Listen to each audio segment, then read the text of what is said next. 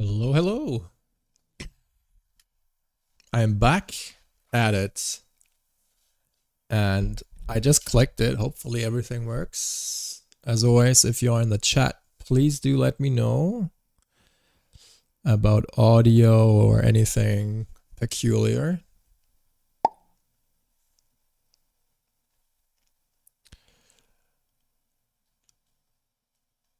We've got one viewer. Let's see.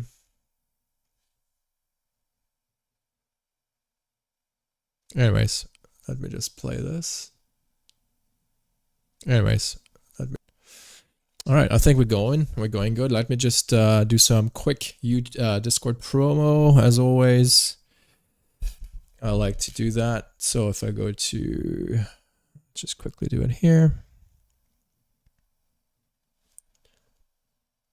Got a couple of people already joined. Feel free to say hello in the chat.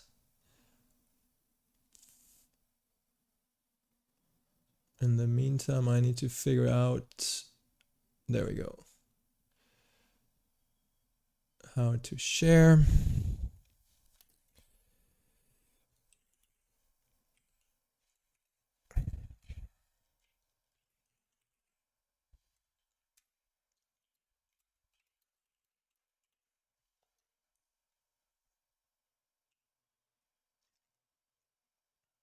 And let me also post this to Twitter.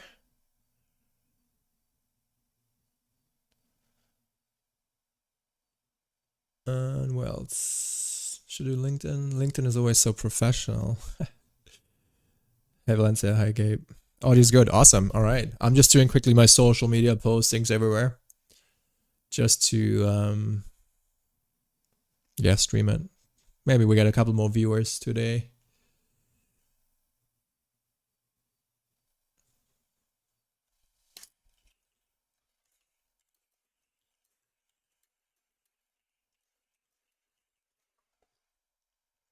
Baptiste, hello. LinkedIn ain't about it, hey Valentin. Yeah, I don't know, LinkedIn is always a bit weird to me. Like I always feel, does it make sense? Because there's all my employers are there and everyone is really there, but I think it's fine. Work colleagues, all of that. But anyways, yeah, so as you can see, I did a couple of renders yesterday showing the like the instancing of everything. So I think that went pretty well. This, and it's all procedural. But now this was a test straight from CG Launch. That's what I like. This is was a test to see if everything works. And now it's I'm trying to just match the plate or my references. So what I'm doing now, it's not super interesting, I guess, but it's how I can actually art direct stuff in a procedural manner, which is awesome. Some people don't share. Yeah, it does kind of make sense to share, but I'm still always a little bit hesitant with that kind of stuff. But it's fine. I get it. I should not feel like that because I'm still sharing in the community, so it's a good idea, I guess. Yeah, so what I'm doing now, my setup is like this. I can actually really art direct each tower as I want. So you can see I'm just driving the curve here, or on the right hand side, and that curve is driving the width of each kind of tower. And then I've got a couple randomizations going on to just give it a little bit more random stuff. So what I'm doing now is I'm just placing the towers exactly.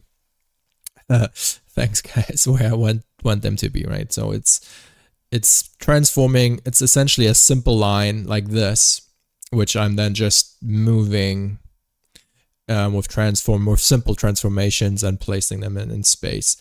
So now I'm looking at the next tower here, and I'm just placing the key towers here. And then the ones that in the far distance will just be instance. So what the difference is between instancing is, it's essentially a copy and a rotate. And placing these hero towers, they actually will be fully instance in the sense that every little stack or whatever will be unique for these hero towers. So that's a little difference in that. Yeah, and now it's about me. I will just move this one a little bit down because I don't want to see the bottom of it. And then I can specify the height of each. And so it's very fun to kind of have this this control. And you can see this one and how, oops, I cannot actually zoom in the image, but I can zoom in here. So this tower, for instance, it has a lot of these vertical beams, and they are being automatically generated. If there's a floor which is bigger than the one below, it will automatically generate these vertical beams. So I just need to make sure that I incorporate that kind of structure, that kind of visual cue as well, high syntax. So it's quite easy to do. I obviously just need to place it, and then it's about having by second P scale, which creates these kind of random noises.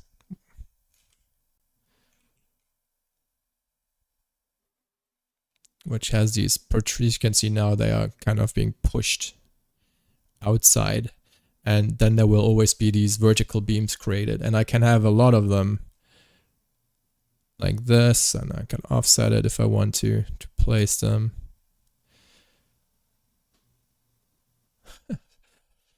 He is indeed. Is that Rick Vito? What's going on, Rick?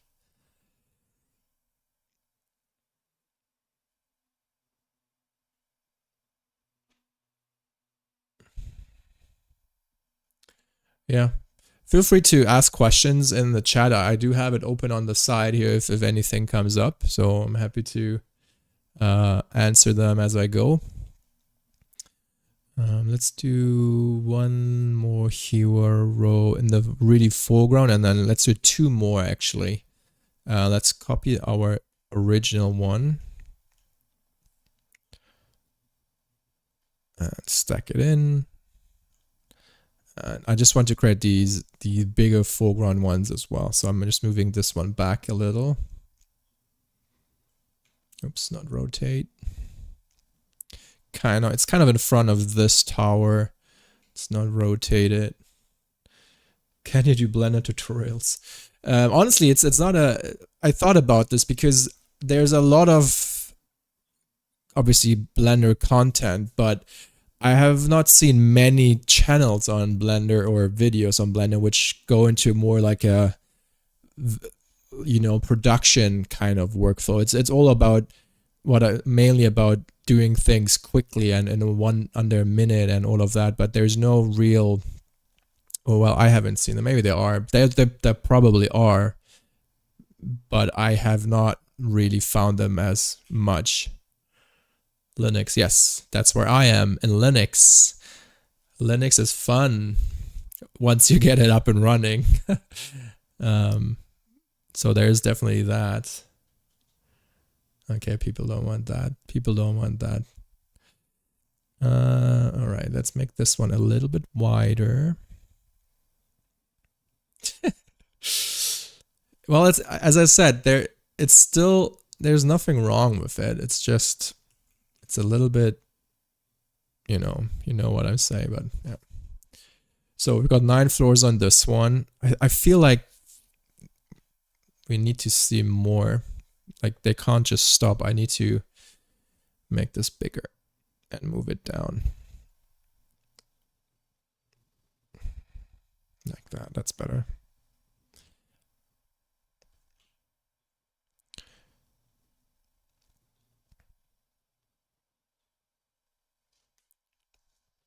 Oh, it's Monday, right? We've got, that's why I was surprised. Like, why is it so quiet? But actually in Canada, we have the day off today, which is quite good. The first Houdini live stream, you think people don't, well, all the Sigurov talks, they obviously all pre-recorded, but yeah, I don't know. There are a couple where people do live streams, I think, a lot.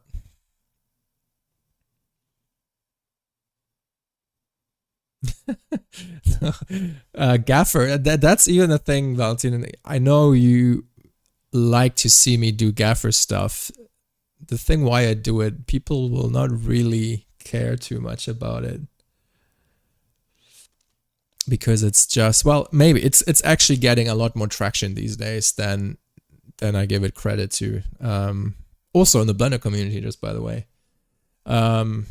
Katana is a similar thing, but it's just so niche in a sense that it's a little bit, yeah, well, I can do it technically. I should maybe do it. No excuses. Yeah, I need to spread the word, I know. Someone needs to do it, right? Okay, let's move this guy over. And this one goes a little bit further back as well. A little bit to the right. And less height. And let's make these guys a lot wider. And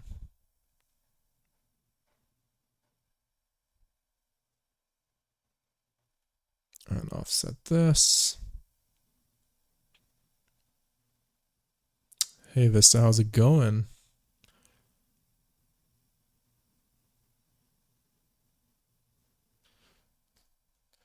Alright, so we got this guy.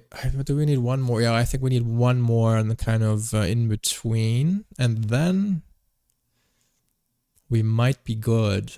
And the rest will be just instance.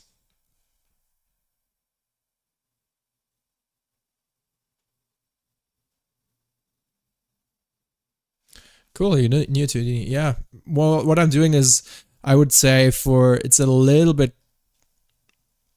I would say, not advanced, that's probably not the right word, but it's a little bit involved what I'm doing here. But essentially, I'm just creating my placeholder geo that will house the, or no pun intended, that will actually house all the stacks and procedural buildings. It's a good way to art direct your shots. You can see now this is the placement of the towers. So this is the furthest back. This is the closest to camera. I think our distribution so far is pretty cool. Let's just move it a little bit to the right. Maybe change the height on this guy. It's better. And then one behind, and then we should have all the hero towers. And then the rest, I maybe do a couple of variations to instance the towers in the far distance, like all of these in the back here. We'll see how that goes, but that's the idea for now. And then this is in between. Move this to the right.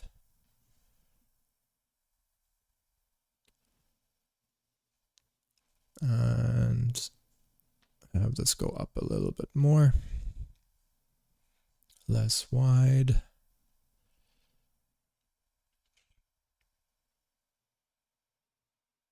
Okay, so these are the main things I wanted to create, and the second one is actually the one in the distance, which will be my prototype for the distant buildings. Okay, now let's get rid of the thicken. I just had that for visualizations.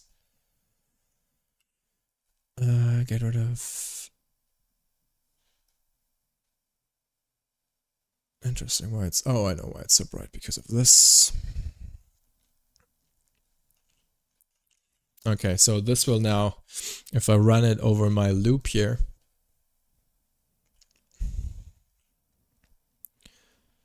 it will take some time now. Hopefully not too long, but it will take some time. This will loop over the each floor, each layer, and we'll copy buildings to it. So we've got 19 per build for this current building. So it just takes a bit of time.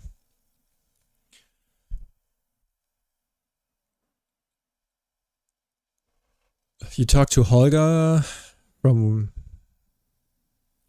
which company? From, I don't know a Holger. Do I know a Holger? I just know Holger from Mark 13. Or maybe I just forgot. Might be too.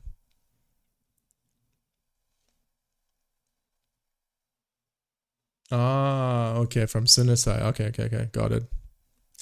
The big boss. Yeah, I remember.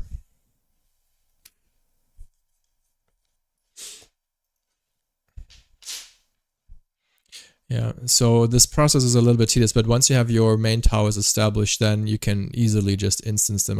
Technically, I could just use one of these towers now and distribute them randomly in the scene. But this is what I'll do actually in LOPS in a second.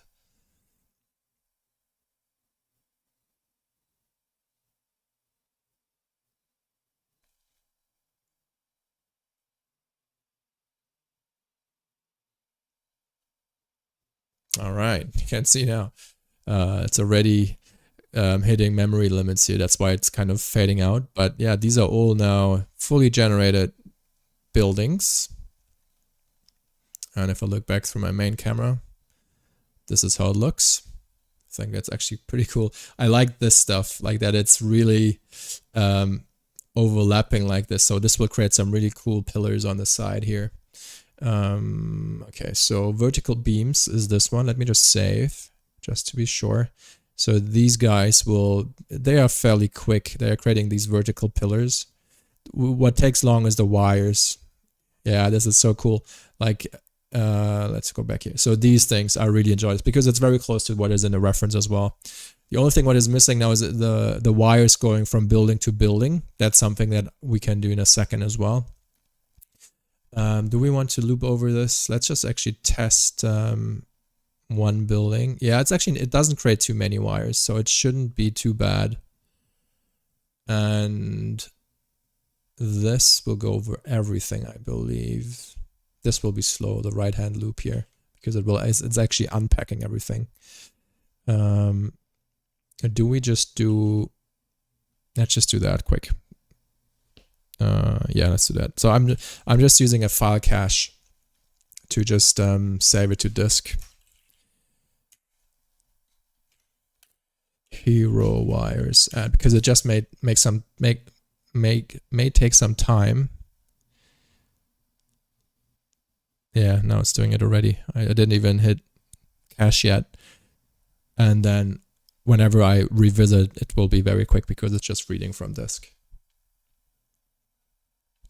All right, go. It will create probably like 50,000 unique wires or something. We'll see. Luckily, I have a lot of RAM.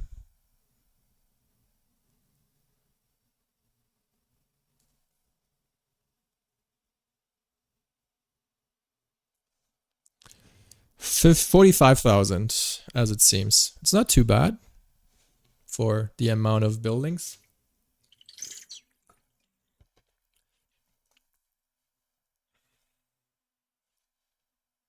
In the meantime, let's see what's going on here.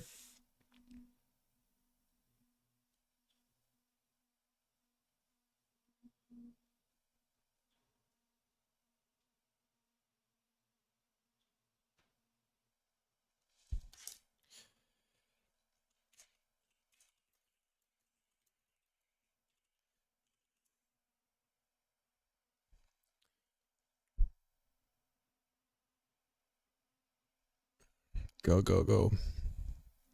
1 minute 30 and counting.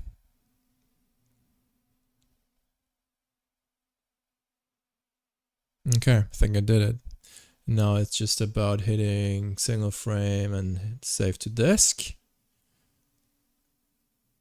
Okay, reading from disk. Boom, there we go. Millions of wires. How many is it? Oh, it's packed. I actually don't know that. Probably need to unpack them at some point, but it's fine. Let's see what the disk footprint is. 200 megabytes, not too shabby.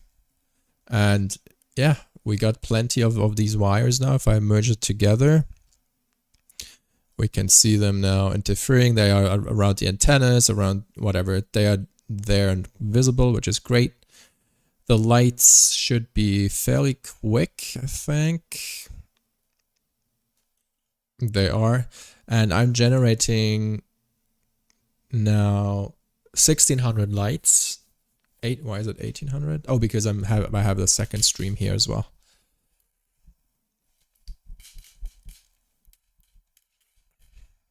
From where is this one coming?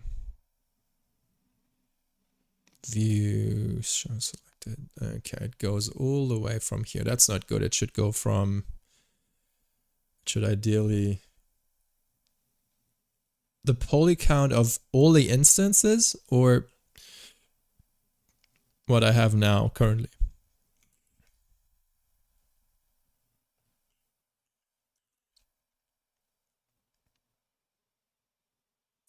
How much experience I have? How much experience I have in Houdini? It's a tough question to answer. Because I've been doing this for maybe 3 years, maybe 3 years I would say, but not always full time, not on and off, right? So it's a little bit tricky. So just the wires alone have 4 million polys. Just the wires, just these guys. And I'm not sure, we can try to display it here, I think. It will always be welcome. Yeah, I don't know, honestly. I don't know the exact count of the scene. No idea. Because everything is also packaged up, right? So we are saving a lot of resources. But if we hit these memory limits, like these blocks, it's already saying we are about 50 million poly limits already. So it's probably around 80 million polys at this point.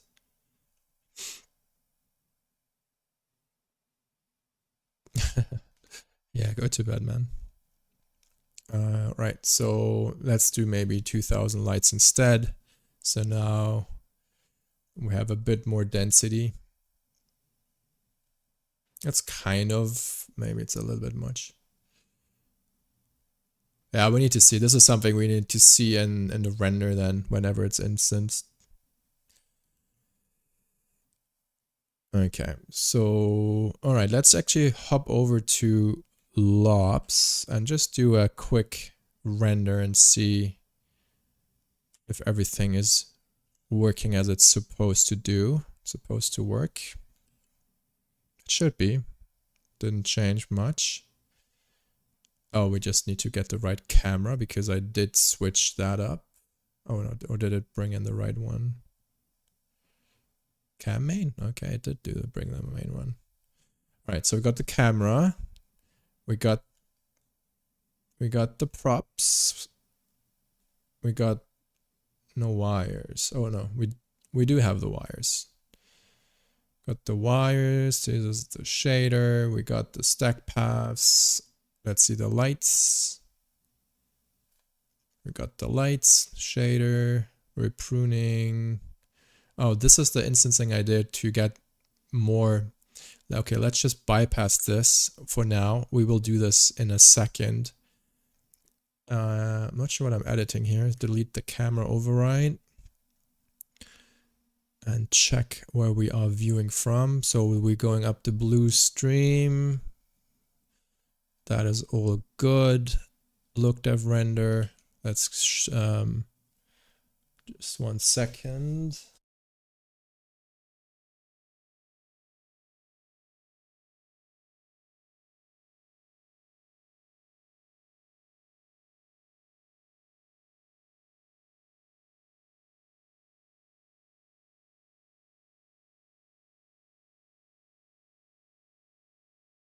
Sorry, I just got another scam call. It's super annoying, these calls, man. Every day I get one. All right, anyways, edit Z, we don't need that for now. And yeah, let's just hit render, shift R, let's go. Initializing, rendering. Here we go. That's our first initial look. So we see 1, 2, 1, 2, 3. Yeah, so everything is here.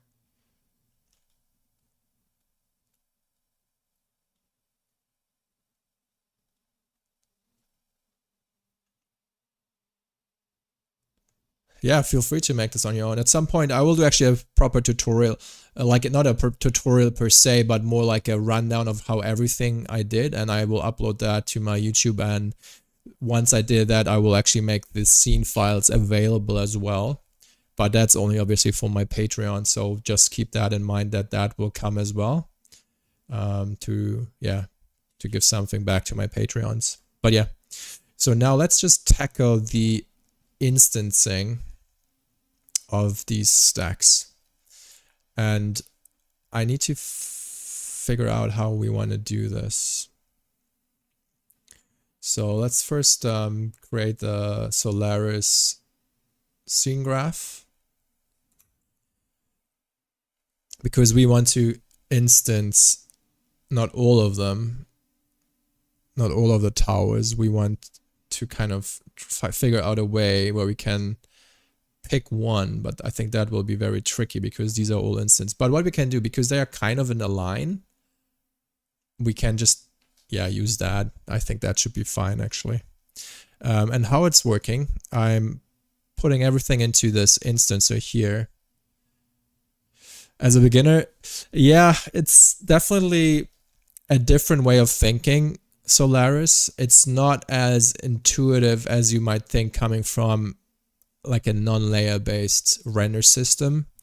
If you're working with Katana and maybe Gaffer, probably not, but something similar like Katana, you should be pretty fine in a sense, I would say, just because it's very similar in all the nodes you can create and whatever. But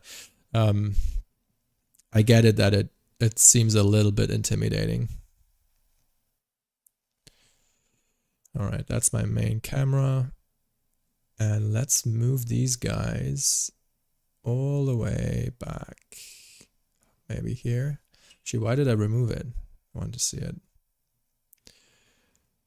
DNAG is using Solaris. Yeah, I know. DNAG is using Solaris, and but the difference is companies like that, they have a whole team fixing bugs and whatever, right? So as a standalone individual, it's a little bit more tricky to get everything up to speed, right?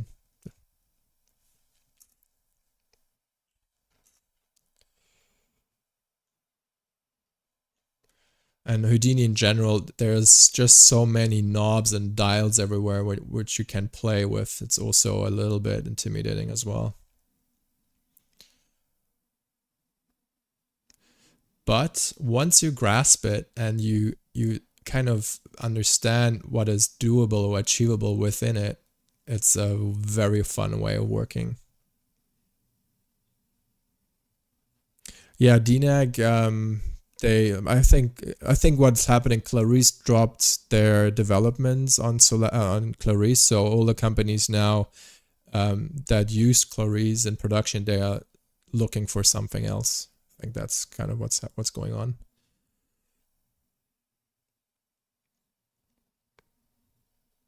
Oh, is that how it was? That way around? So DNAG dropped and then they didn't have cache anymore. I see, it's possible, yeah.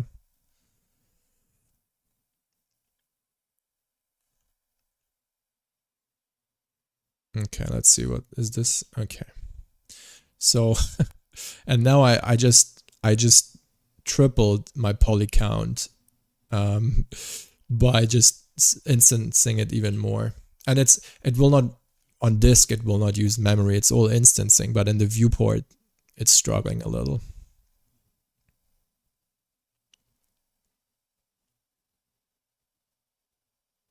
Is it actually struggling? Well, so USD doesn't really care, it just displays the instances apparently, which is good. My GPU struggles a little, but that's all good. Oh, I see. Yeah, it makes sense. Like I would probably drop them too if I need faster you know, support and they just don't bring it.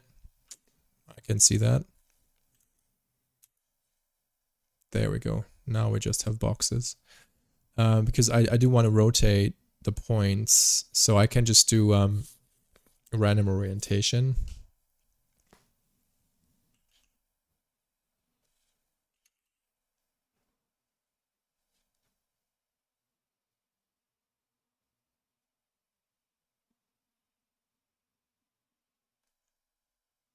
Oh, we don't want, we just want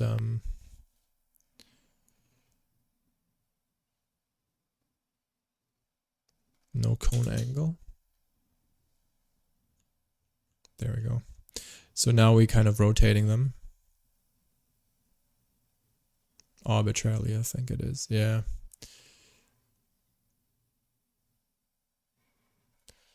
We need to see now how it looks through the camera. Might work, we'll see. Okay, let's bring these guys back in.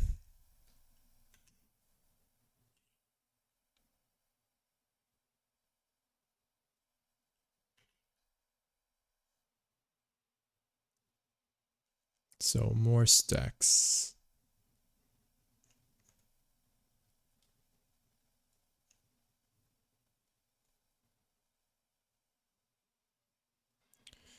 Yeah, I think they are not really scattered that well. Please add one environment light. Why would I add an environment light? Why do you want me to do that?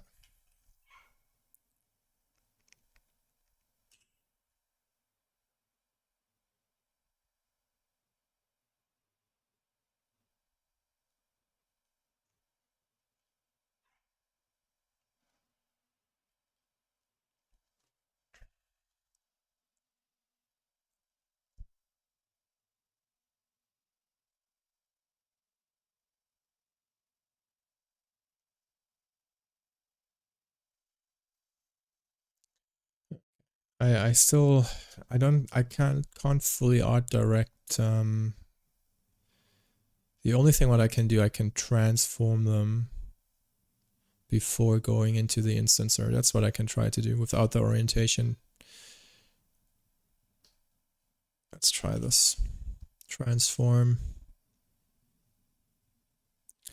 The beauty render looks dark because it's a night scene. That's why it's dark. But I can do it if you want me to.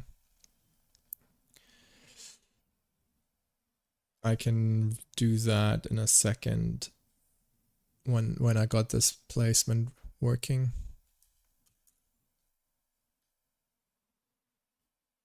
Okay, so now it was just working. Now they are placed in a line,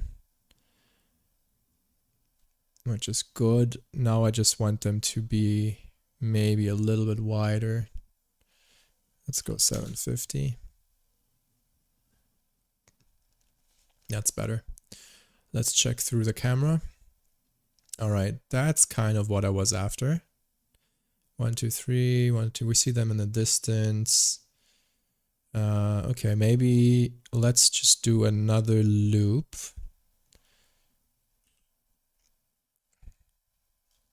Now we got them here. And I'll just do copy transform.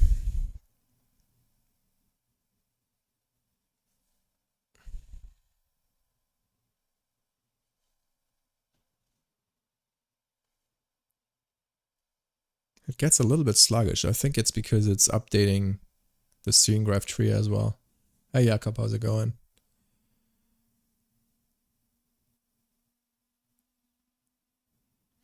Oh, the orc. Yeah, that's pretty...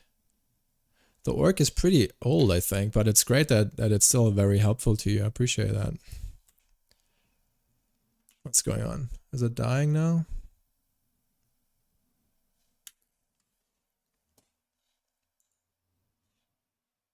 I'm not sure if I killed the session. We'll see.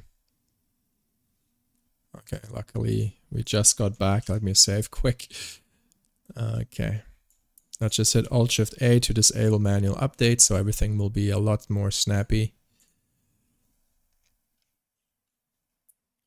Just get the points back. Okay.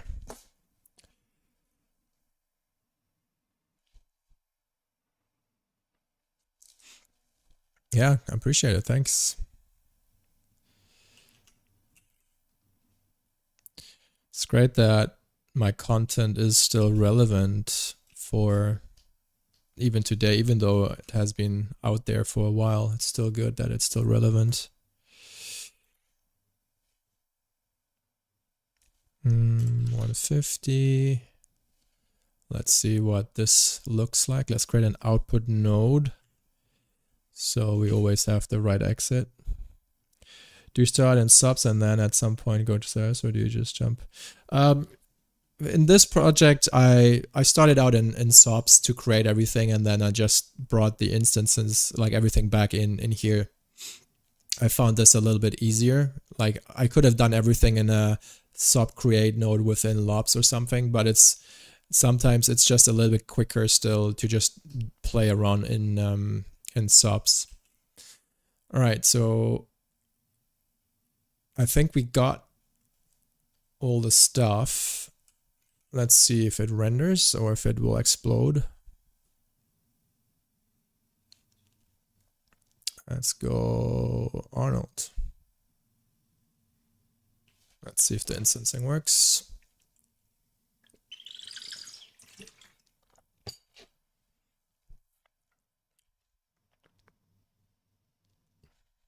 Yeah, easy, man. This is so crazy.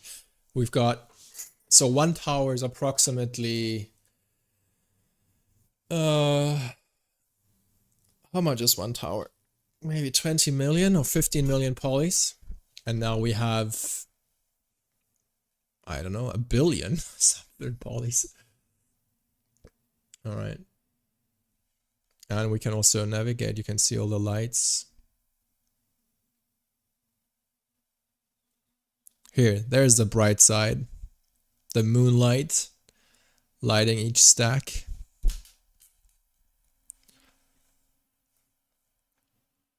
And all these buildings are procedural. Everything is done unique in a sense. It's not the best texturing work, but who cares? It's at night.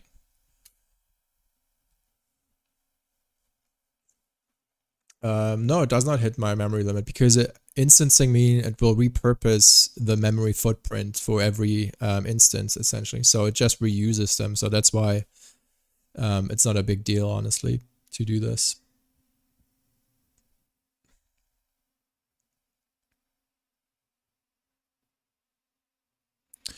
Yeah, so Solaris, I think the roadmap is for Solaris to replace not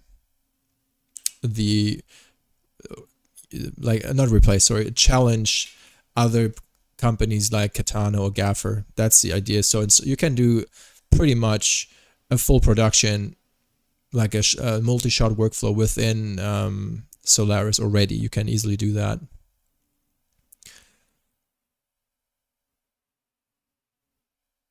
Oh, there we go. That was the first crash, which is okay. I saved it before we rendered. Oh, is this actually done?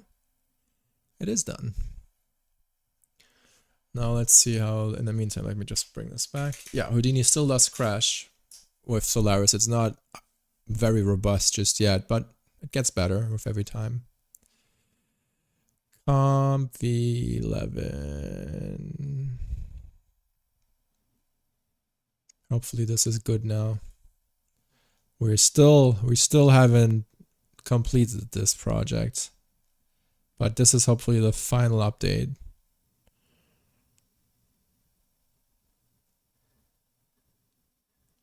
Got a little bit of lines, but yeah, I think this is looking pretty good. Let me just open up this in the meantime.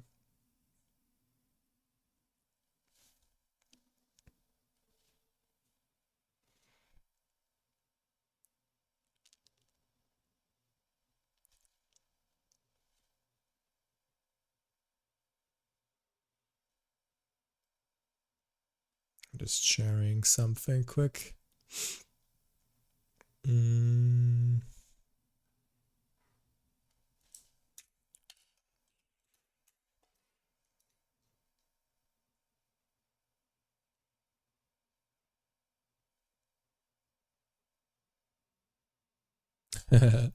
Yeah.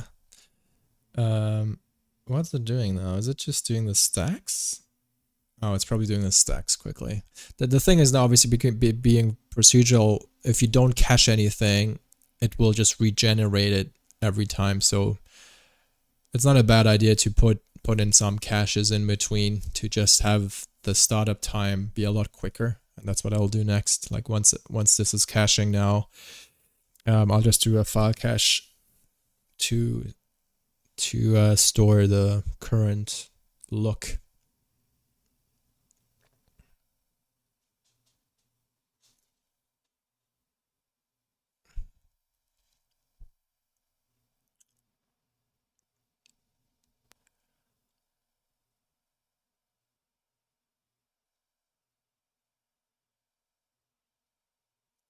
Come on.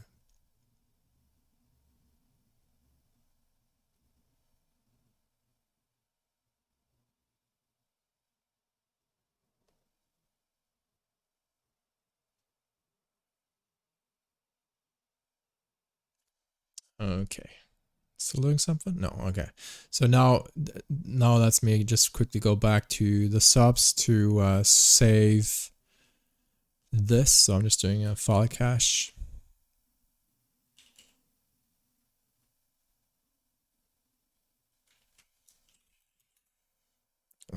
Stacks. No, let's just call this actually hero stacks. And let's just save this. Perfect. Okay, so now that is sorted. So now boot times should be a lot quicker. And let me just save a new version. Actually, I can do this in here too.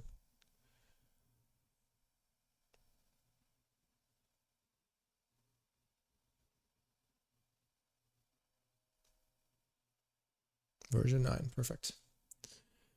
All right, now that is done. And oh, I wanted actually to show the look dev environment quickly because that was requested.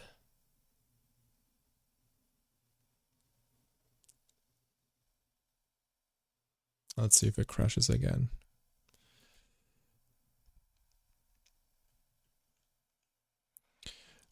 Distant, I'll just copy the dome light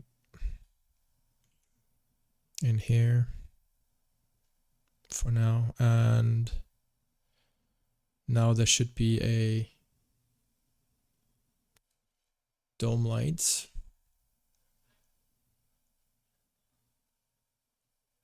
Which makes it day.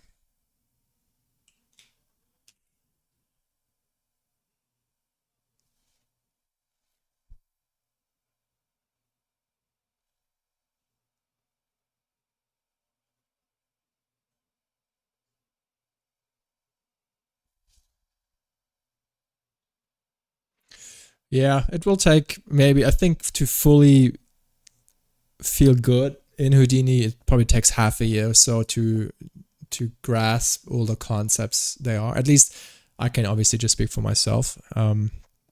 But it's and after that point, after that hurdle, I think it's the power is unleashed and you can really create what you really want, and it's really nice.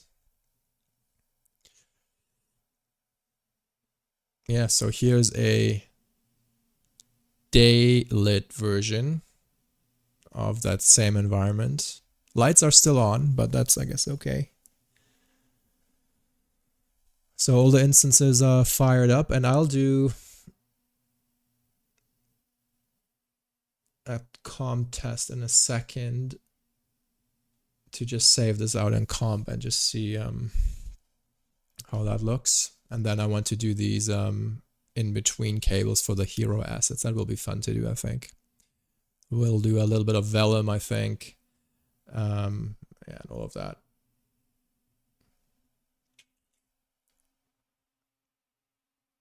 It's worth the struggle, yes.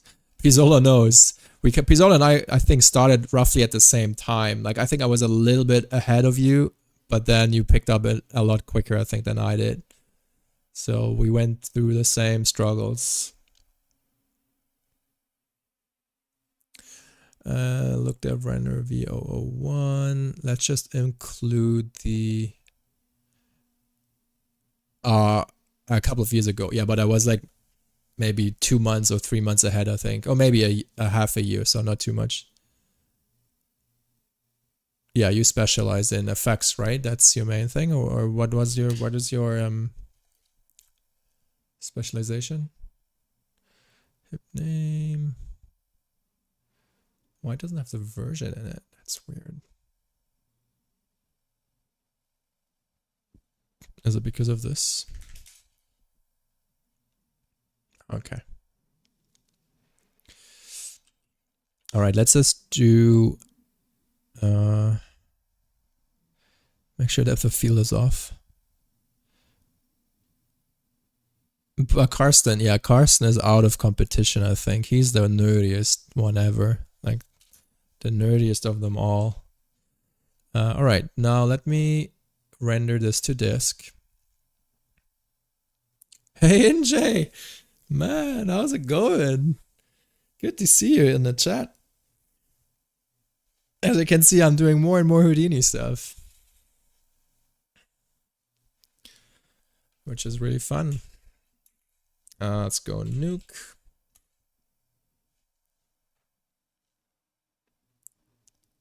You're always cheering for me. That's awesome. Where are you right now? Where are you situated?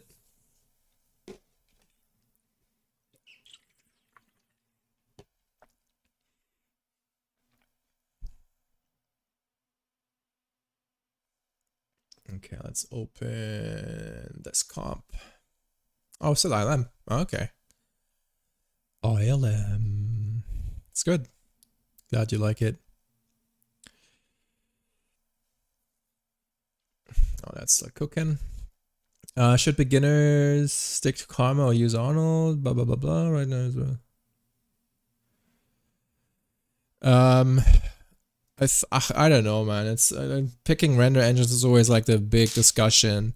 I think you want to be as unbiased as you can for your renders. So for the most realistic results, I would say. Just one sec, my phone.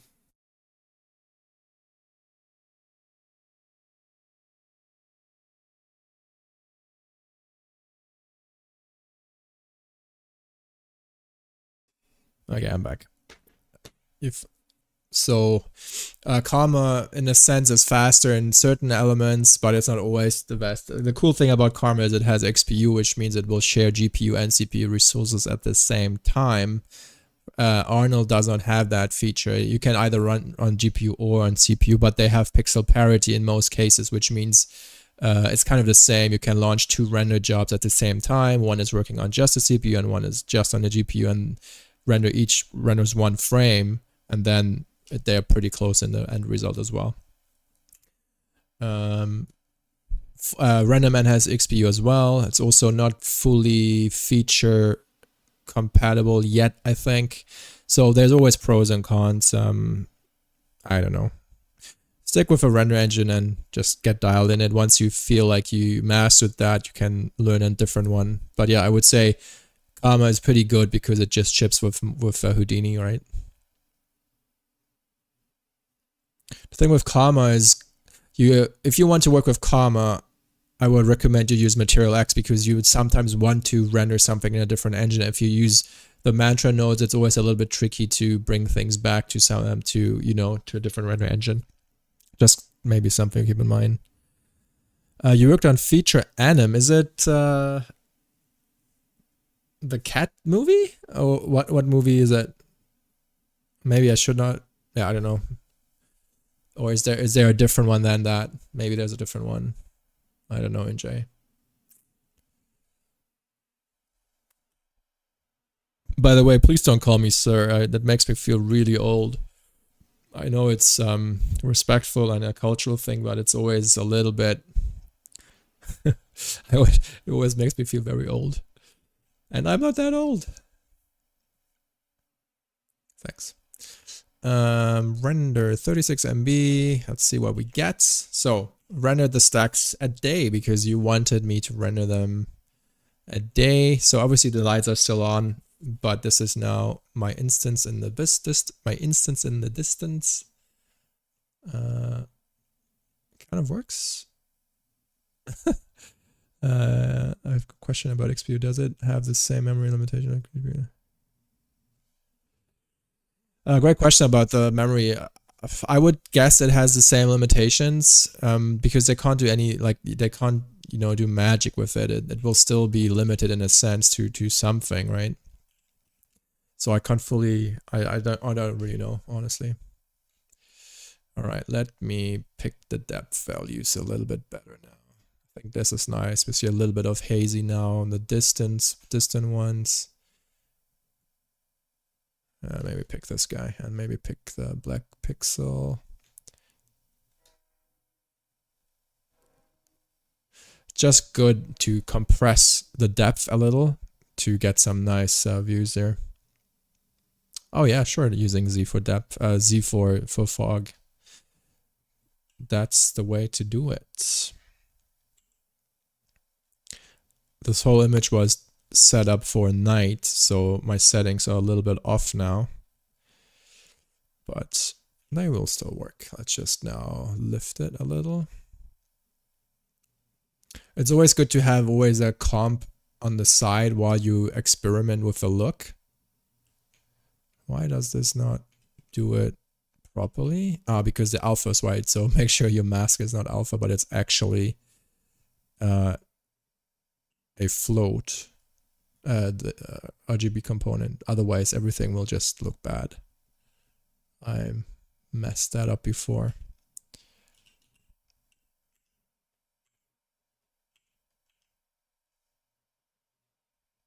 Is it still doing it? Well, there's lots of ways you can also just use a lift instead of lifting the blacks, right? Lift is the same as, but the weird thing is it's not doing it. It's not doing it as it's supposed to do right now. But yeah, just a disclaimer, I'm not a comper, so I'm just doing everything self-taught, essentially. The weird thing though is still that my grade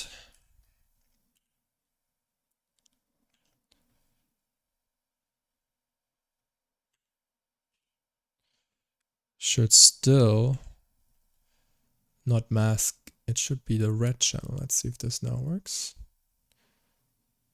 It still applies it on the whole image. Why is that?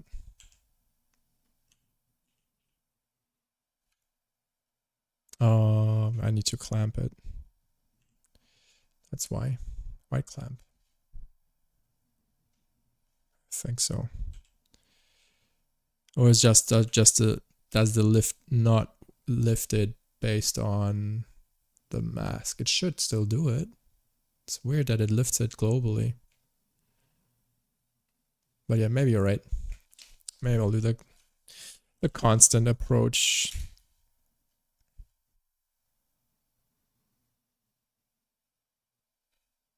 And then you just plus it over, and the mask, the mix is the alpha, right?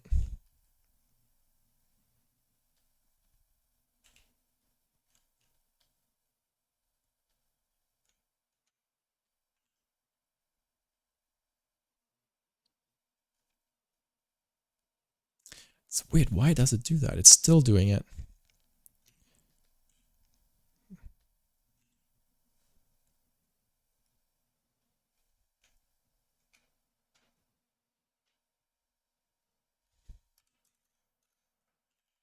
I'll just do it now a different way, which will be fine as well. I'm just clamping it, so now it's just a 0 to 1 value. That should definitely, yeah, that works now.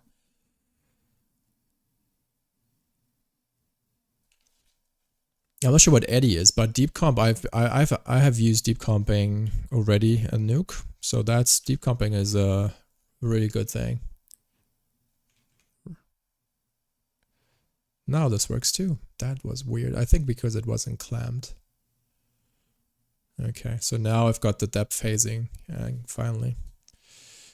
I don't need this anymore.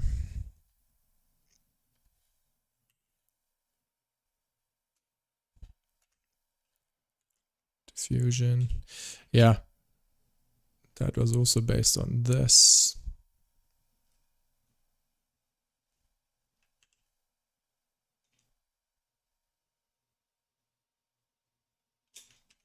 Okay, cool thing is now everything works again. that works too. The ZD focus. Deep compositing is something which has another additional information on each pixel, and that is the depth. So essentially the Z component where it is in 3D space. And then you can just render several images using deep, and then you just merge them and it knows the layering automatically. So there's no, you don't need to render separate render layers per se. You can render everything together and have it rendered in deep, and then you can composite things a little bit more easily without having so many layers to copy and paste. All right, so that works. That's good. Now let's head back to Houdini. It's not as simple as a depth pass, but it's a very similar concept as a depth pass, yeah.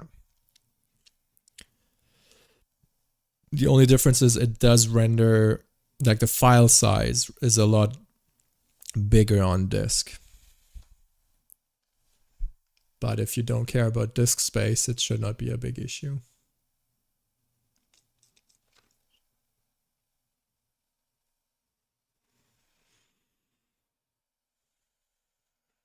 So what I'm trying to do now is create the connections, which is in the reference. It's not a crane. So I want to create these connecting wires here between the buildings. And we need to figure out a way to do this smartly.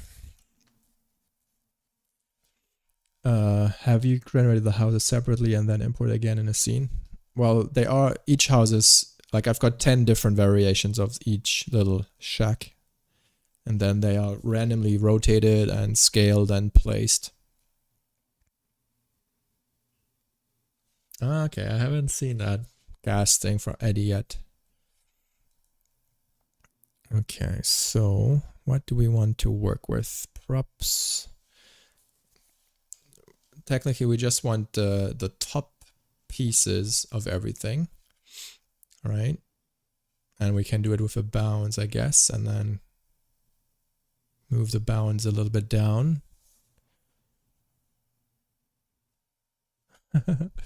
Goodbye. Yeah, we just need to figure out a nice way to get, like, obviously I can just scatter points on everything.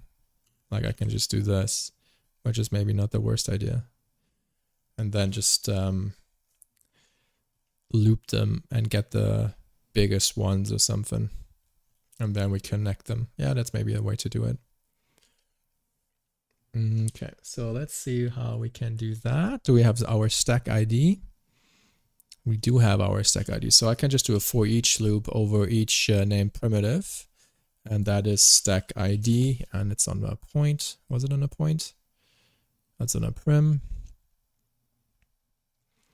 Let's look at one of these guys. Now we're just going over one tower, which is perfect.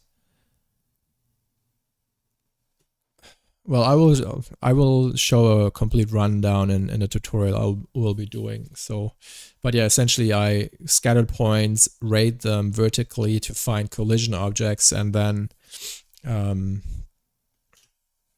yeah, created these beams.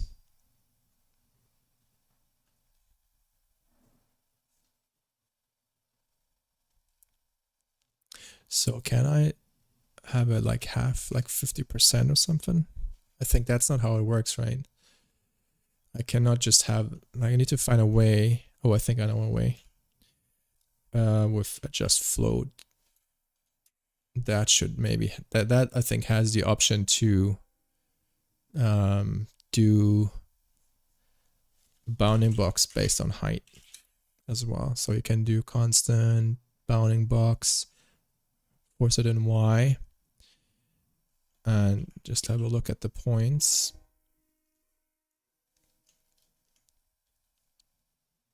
Yeah, that does it. So this is now a normalized height 0 to 1, which is pretty awesome. So now I can just say, okay, I want to scatter points in this region, and then it will be that same kind of height for all the towers. You can see it's the same height now on everyone.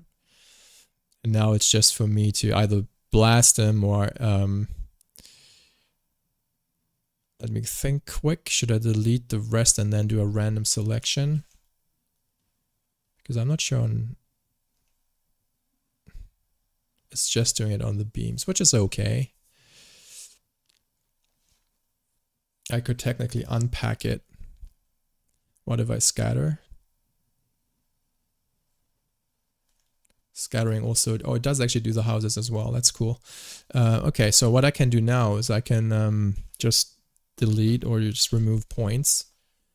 Sometimes it's a lot quicker, especially if you have a lot of points, to use it in a wrangle, because then you can use a compile block, which is a lot quicker. Remove points based on height. And then we are storing the height attribute. Let's actually do a clean.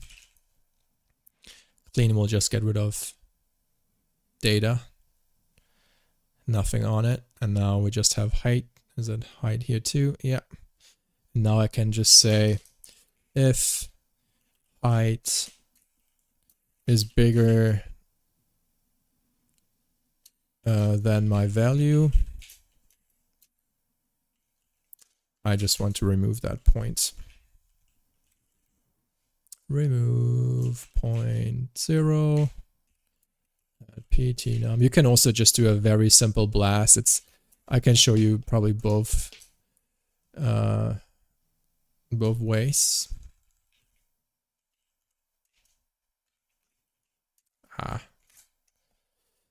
To achieve this, it's probably a lot more user friendly to do it in a blast. But as I said, some nodes don't work in a compile block. So now you can see I just kind of retain these kind of points. And the same way with a blast would be loop over points and then f at just at height is bigger than 0.1 or whatever. And then you can inverse them and then you kind of get the same thing. It's just a little bit easier. I've got a slider here now. It's a little bit cooler. I would recommend Steven Nipping, at least when I started out with Houdini, Steven Nipping was the one I followed, and he had very good courses on his website. Yeah, and then obviously CGWiki is very good. The side effects, you're saying the blast works a lot faster? It's a lot faster to set up, or you mean it's the operation is faster?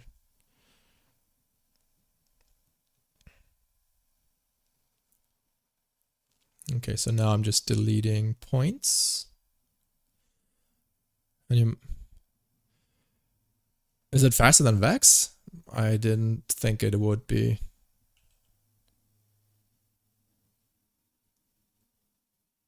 Oh, funky. That's good to know.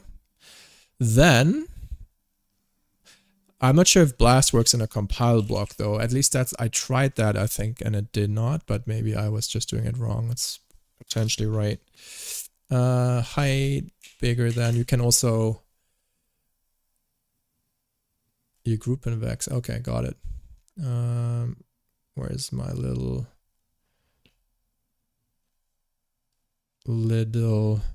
thing here? There's a way to quickly do spare params, height, float.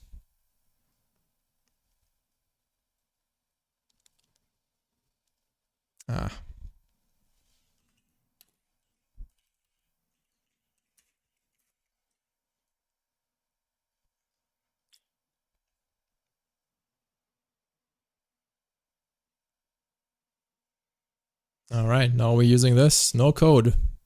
I was told not to use code. All right, so now we've got these points. And we kind of need to connect them somehow. This live session will be available, yes.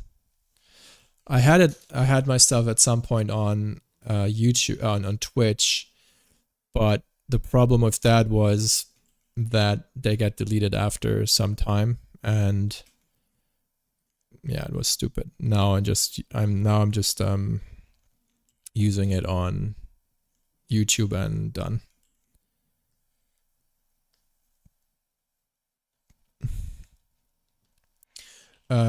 So this finds the longest connections between. Probably the code is also slow, but it does what it's supposed to do. Cool, thanks, Jay.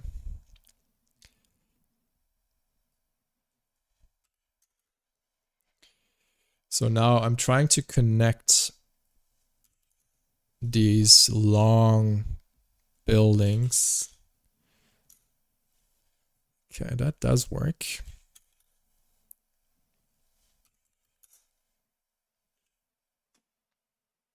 Just not sure why. We can try to use connect adjacent pieces and then filter by length. That's what I did as well. It also kind of works, because this will just try to connect anything like this, right? So this creates now a network of whatever connections, and I can have a couple, which is like this, and then I could just do delete them based on their length. So we can do just a measure sub. I did a live stream on UE5 a while back. I was super impressed by that, but yeah, I haven't done it in a while. Yeah, I like it. It's just, there's just so many tools to work with, and yeah, I haven't dove into the new features yet in Unreal, so at some point I will. That perimeter is smaller than 10 meters.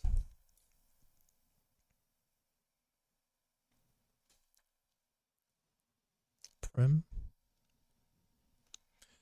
So does this actually do it? 400. It should delete a couple. It didn't. Maybe it did and I just didn't see. Yeah, it did and I didn't see. So now we're retaining a couple of them. Anyway, let's see how it looks with the towers in place. Camera. Super long cables. Because connect adjacent pieces does not, it finds everything, right? So if you want to remove shorter ones, there's no way to just keep the long ones. You know, it finds everything. And if I want to delete really short ones, that's the way to do it. Or I kind of did this with this tool, which does it as well, which just gives the longest pieces. You can specify min length here as well, and then you get short ones. But if you want a specific range, you kind of have to do a couple of manual things. And that's why I just did it like that. But for this, let's just do the labs rope. There's so many labs nodes, eh? Simple, no, rope.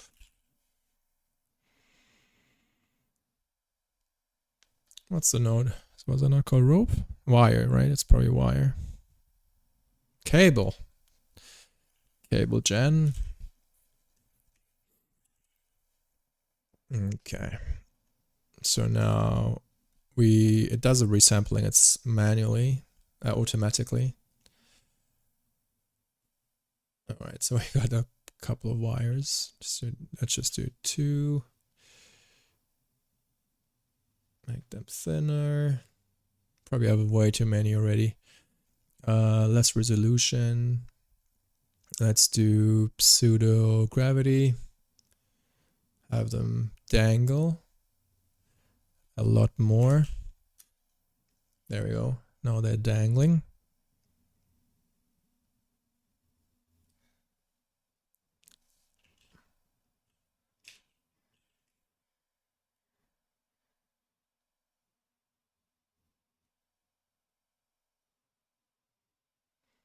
Okay. Yeah, let's try the other one where we had a couple more. It's maybe more interesting to see a lot more wires. Yeah, probably a bit too much. So what we can do now is, again, use the random select. By the way, I love this new node I discovered from Labs, random selection. It just allows you to delete. You can do the delete with the delete node as well, by random, but it's just it feels more intuitive because you can do a lot more in this node. It's quite nice. It seems though it's not. I need to break them up. So there's something called convert line, I think. Oh, is it primitive split? Oh, there's just so many. I'm not sure if convert line does actually separate them. Does not. Was it primitive split?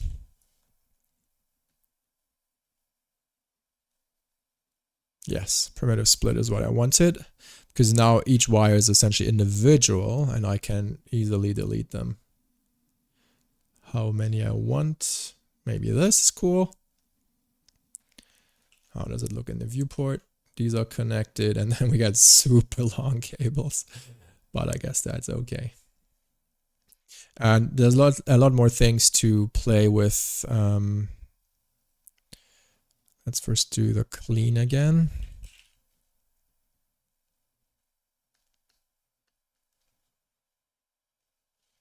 And also get rid of this guy.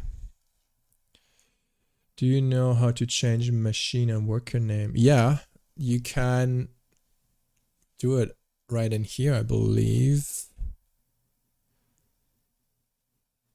There was a way. I think you can just do it on the worker itself. You can, dang it, where did we do this?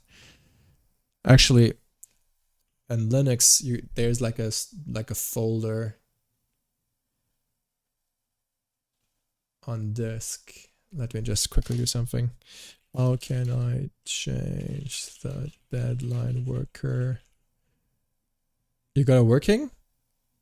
Oh, you got the bug fixed, the issue fixed. What was it actually?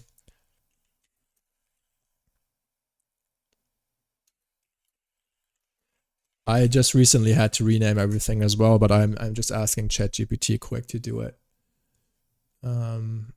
Yeah, that's what it was. So I just share.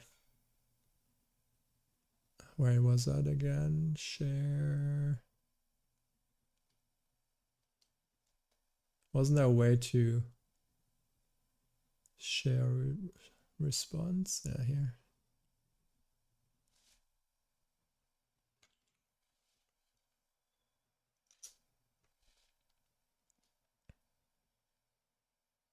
That's for you, Pizzola.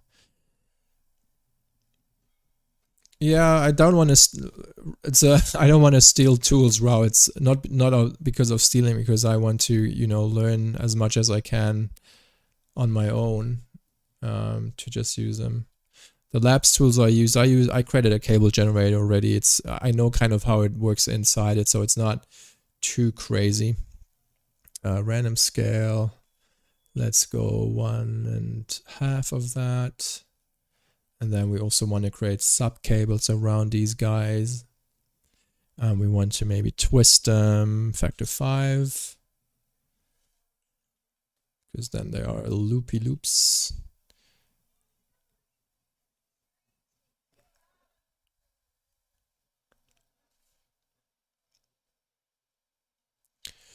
Why is it not twisting more?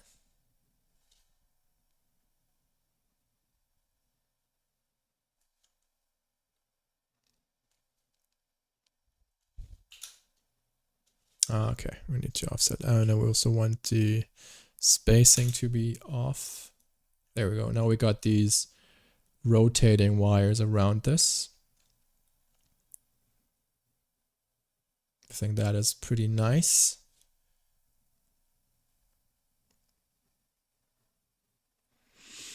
I haven't tried Quicksilver Bridge on Linux yet.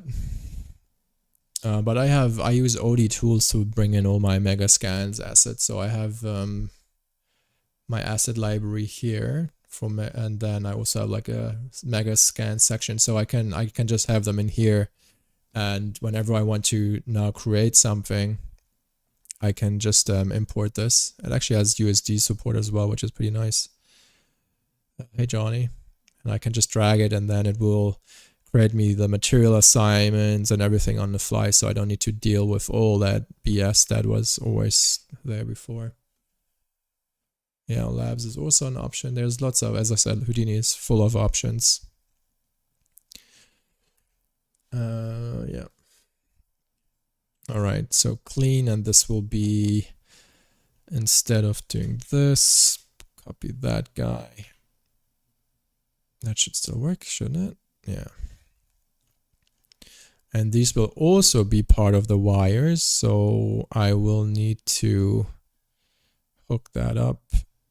Or should I do hero? Let's just do another file cache. And let's do C. And this will be connecting wires, something like that. Save to disk.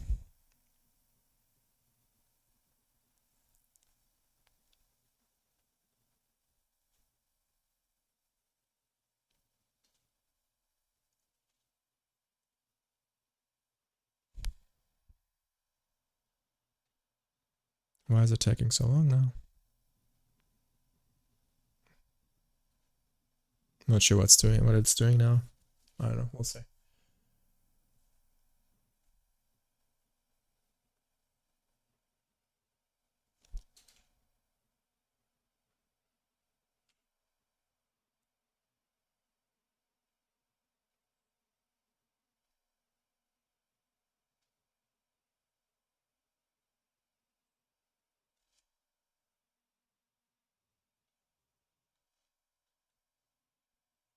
Oh, it's doing all the big wires? I'm not sure why it's doing that. It's not supposed to do that.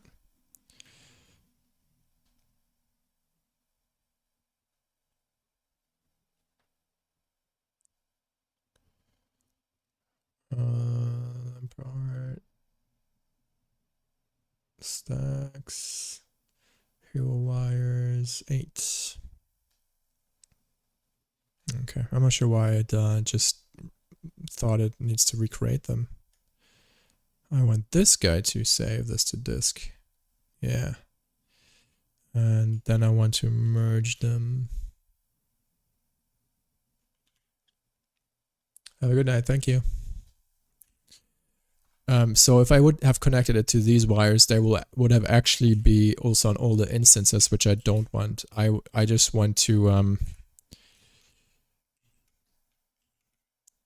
create them once in LOPS.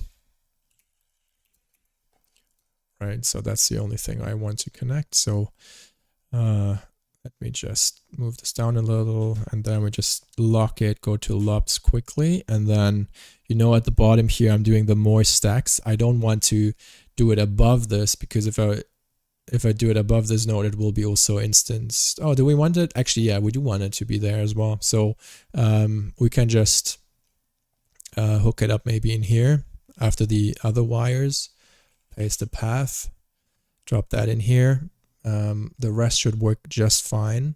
We just need to connect the wires to the material to that as well. So let's see what that brings us. I'm not sure why we don't see everything. I don't know, I'll figure it out. And then let's go to scene graph tree. Then we've got wires and wires 1. So this will be connecting wires.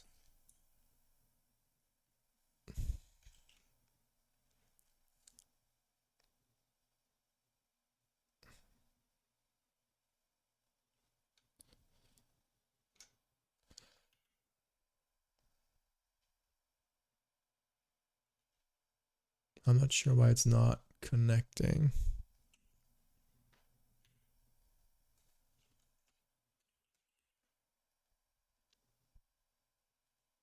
What's going on?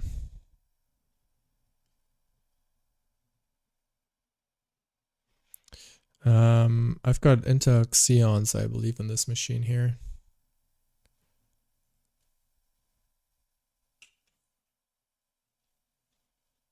$800. That does not seem correct.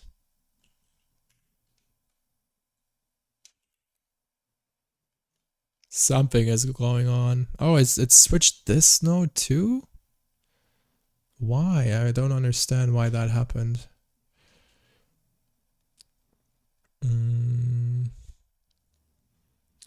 Hero, what do you call it? Hero stacks?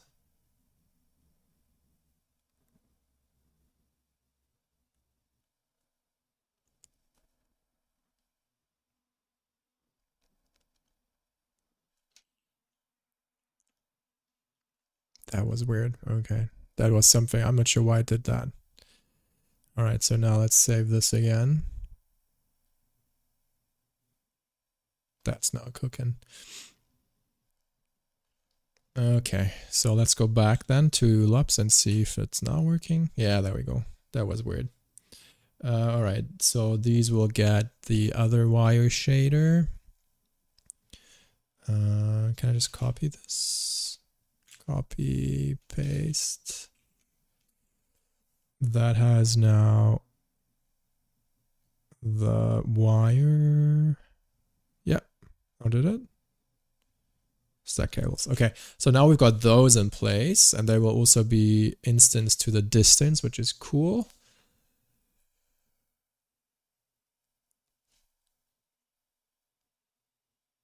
And now what I wanted to do is to have, based on the reference, and one of the other ones, they have these spotlights, which I enjoy too.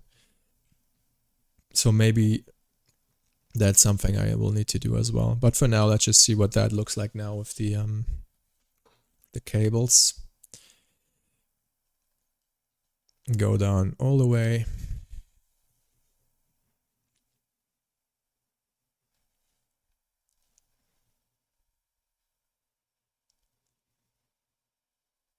Main camera.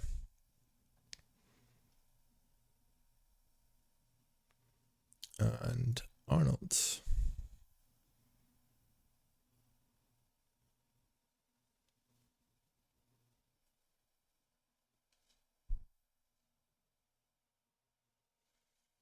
All right.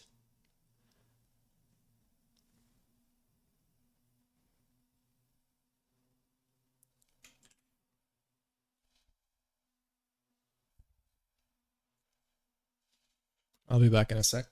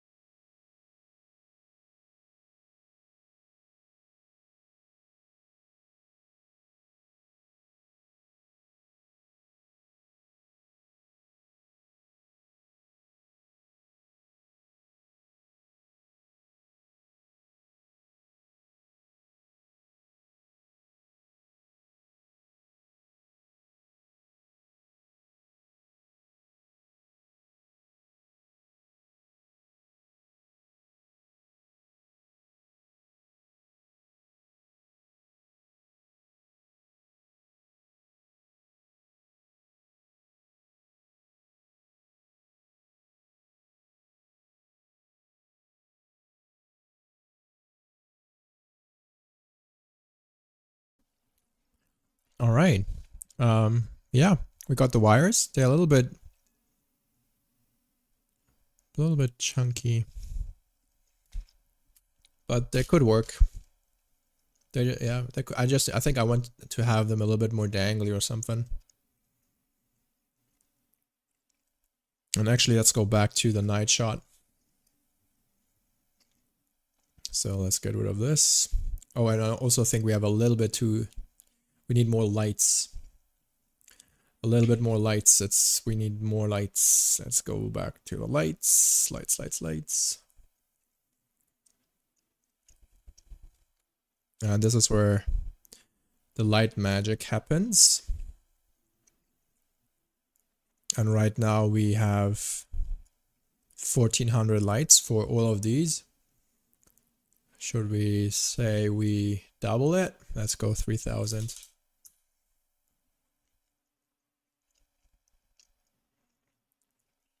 So we got a lot more lights now.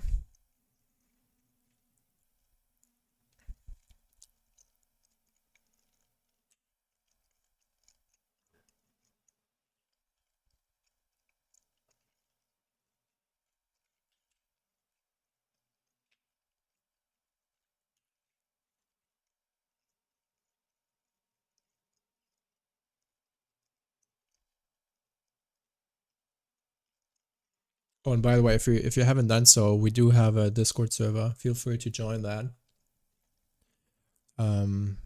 Lots of cool things going on. We just completed a rendering or a CG environment challenge, and we will host workshops and Q&As and industry news sessions soon. So lots of cool things to come there as well.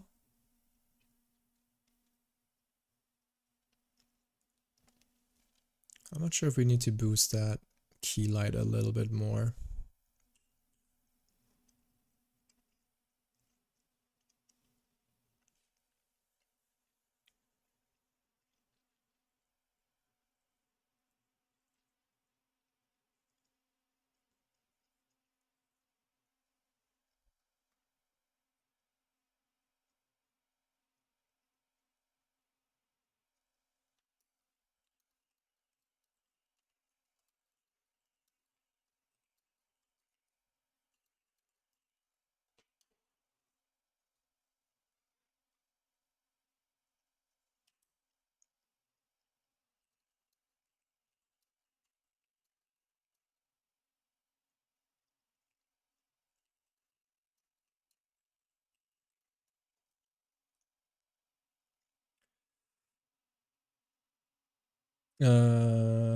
You should add shoes. That's what I thought of putting something on it, but it's a sense of scale. I need to, you know, if I put shoes on it, it's just a little bit small scale. But yeah, I get what you're saying. I thought about something similar actually, to put something up there. Birds, yeah. Fog, yeah, I'll do fog in. I will, as I said, Johnny, I will do this kind of stuff, these spotlights with a volumetric pass. That will come. And noise a little bit. Lots of comp treatment too. Still to come. And you say this live. What do you mean? It is not the tutorial? No, this is not the tutorial. This is just me creating a nice image, which will become the tutorial at some point. But again, let's just pause this render. Maybe boost the lights a tad, and maybe, yeah, what do we have? Let's go 4.5 exposure stops. And I didn't find out a way yet to do the light group AOVs. I'm not sure if this is possible in Solaris yet. Let's say moon. And this will be shacks. And let's just try this. I don't know if this will work.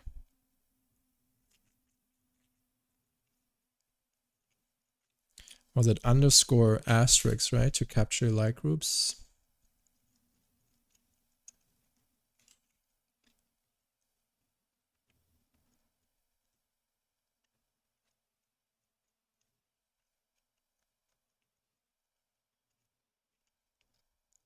Ray depth, maybe we not have this so much. Images are off.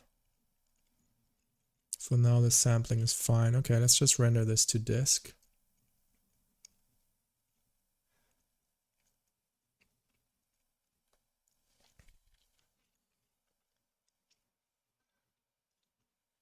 So we do have a funky issue in our skyward comp, which I just want to look at quick in a time where it's rendering.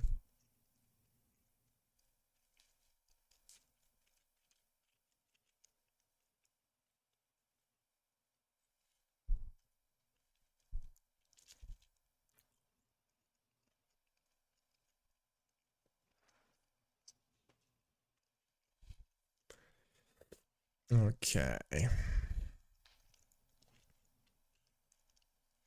And there are some frames where we see like super weird streaks.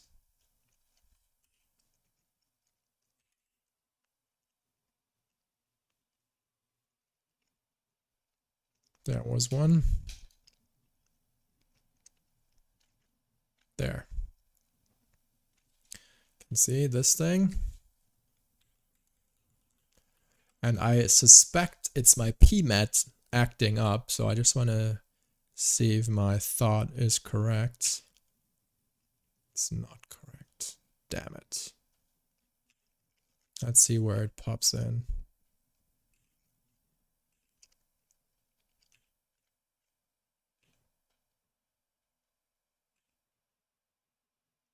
There it is.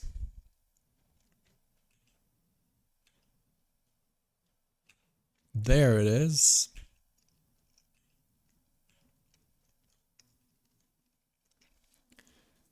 Okay, it's something to do with the splashes. Oh, my auto crop is not. That's me. That's my bad. That was stupid. Very stupid. Let's go. What the auto crop is doing is essentially creating a bounding box based on the image. It will speed up your comps tremendously if you have these set up properly. And we changed the renders and I didn't update the box, so I think that was the problem.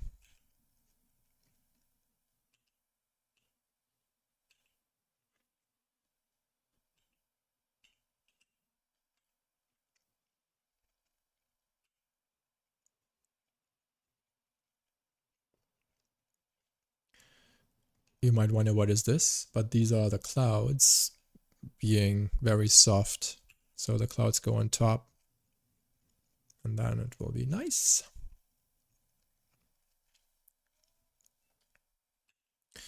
Okay. I think that fixed this problem. So now I gotta go back here. I gotta do the comp again for the 1,000,000th time.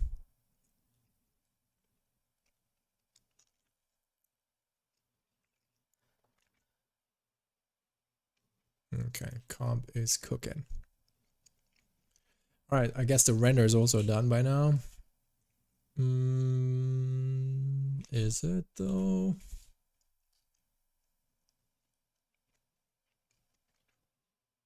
Oh, maybe it doesn't render if it's on manual, huh?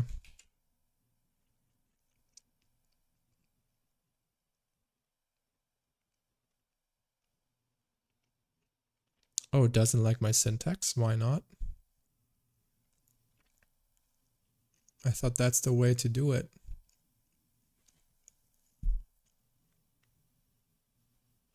I'm using Rocky. It's essentially the CentOS replacement for VFX. And it is essentially the latest CentOS version, but it's named Rocky. Yeah, that's why. Let's try CryptoMats actually and see if that will work as well. And in the meantime, maybe let me and why I've been using obviously Windows for the longest time, and Linux is very memory efficient and very lightweight. So for expensive applications that use lots of system resources, it's pretty good.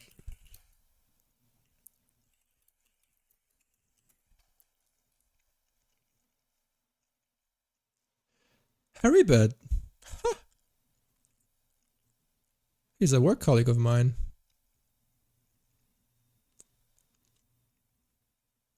I didn't know he has got a YouTube channel. Gotta sub him. Okay, how is he doing light groups? Because I want to do light groups quick.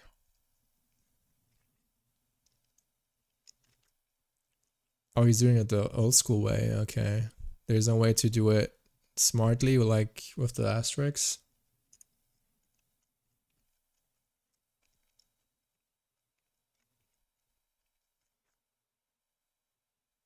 Maybe he's doing it right now. Maybe not. I'm trying to do per light outputs, per light AOVs. But I don't want to do it manually per AOV. Because in legacy or in RUP rendering you can do this wildcarded approach, right? But I'm not sure if this works in USD, unless you know, maybe Rao. Do you?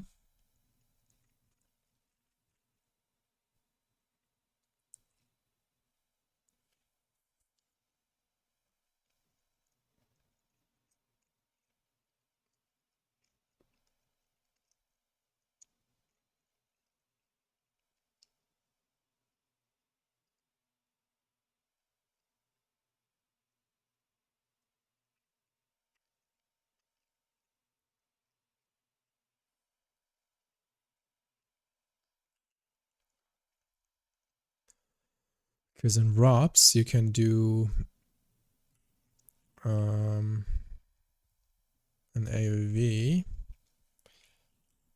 underscore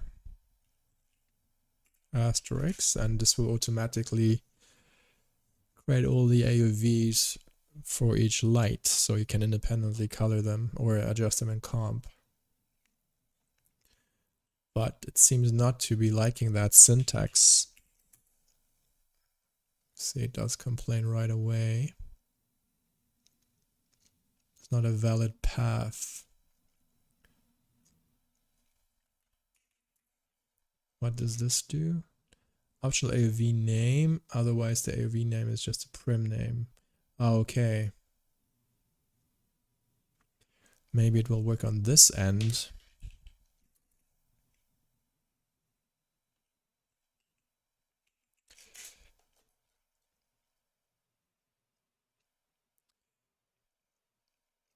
Yeah, but this is not a USD setting. This is a Arnold thing, right? It's an Arnold way to do automatic AOVs. It's not it doesn't have to do anything with USD in this sense. What I can try to do, I can just do it like that maybe. Let's do a render product, render var. Let's just try it manually. Maybe it works.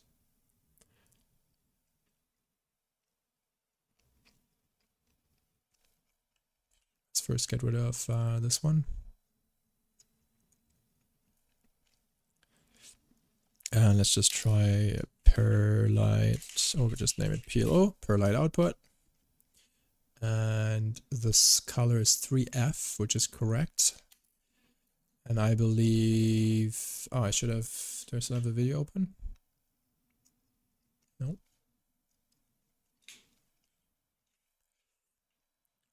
And where did he put that LPE name?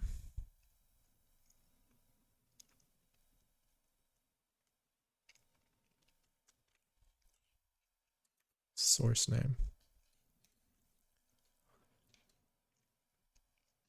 So let's just try this. Source name is RGBA underscore asterisk.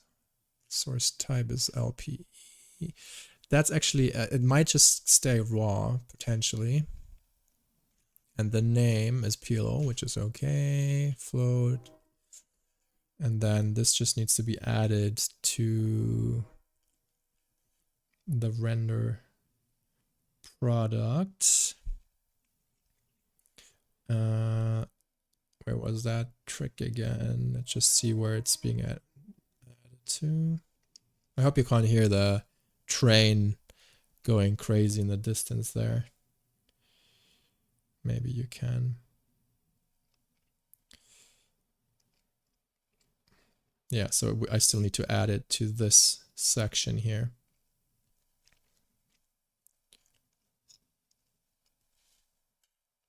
And that is all the materials. Can I just say set or create set if exists? I cannot do append, I guess. No. I need to do it manually, which is okay.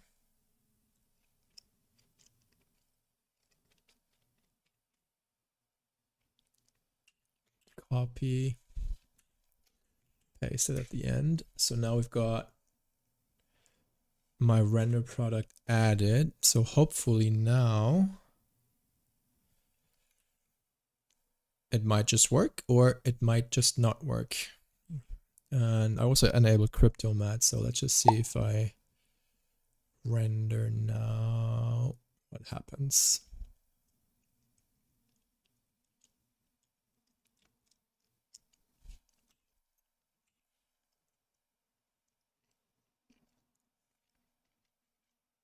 Okay, it's definitely doing something. We'll see what's going on. In the meantime, let's check the comp. It's running the MP4 now, which is awesome. On my slowest machine.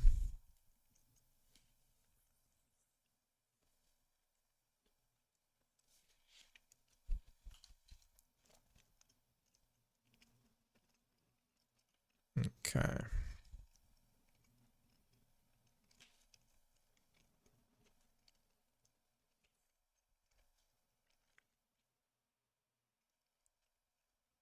What's going on here?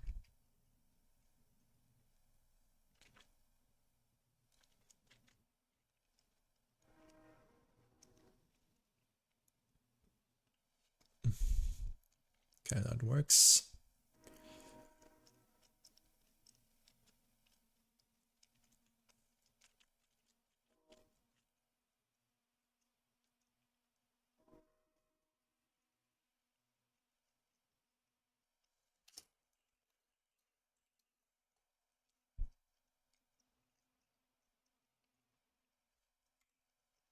%, that's cooking.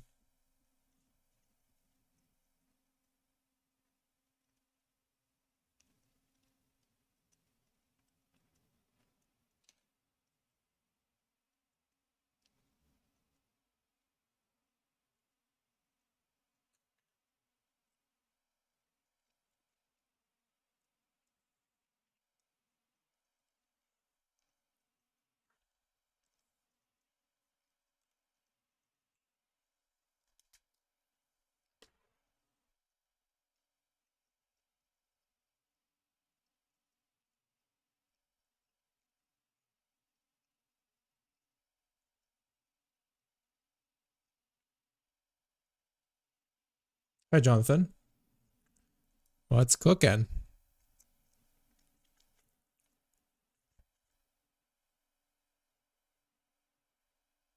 High five, or what is that?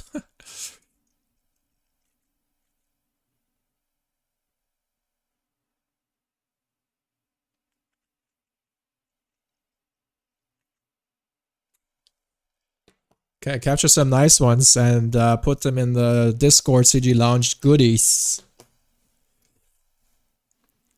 Awesome. Yeah, I watched the chat. I've got it here on the side open. So I don't have too many active viewers right now, so it's not going too crazy in the chat. So it's easy for me to follow along. And Natasha, is it over yet? Is what over is the question. The live stream is still going. I'm still trying to see if we get the AOVs working. Layer contact sheet. We got crypto mats working with a one click. That's pretty cool. Layer names, crypto. I don't see my light outputs though, so that still does not work. What is this? What is this? Something is in here. Red stuff.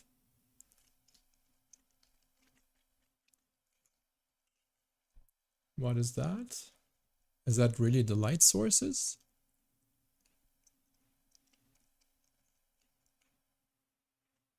It did something.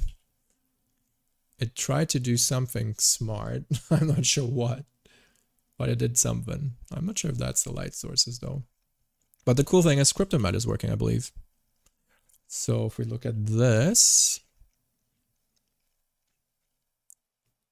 we can hopefully, yeah, cool. We can at least do something with Cryptomats. It has my instance objects in the distance. It has the stacks are not working. I don't know why. Materials, I can select each stack like that, which is cool. They all have different shaders. And oh, objects too. Man, that's cool. So that's all the instances. So if I really wanted to, I could now do can now see it's named stacks proto 8 piece 8 id but instance this number. And it's cool that because it's wildcarded, I can just do a wildcard here, and then now it just picks me all those instances. If I need to have piece whatever, I can do a variable here.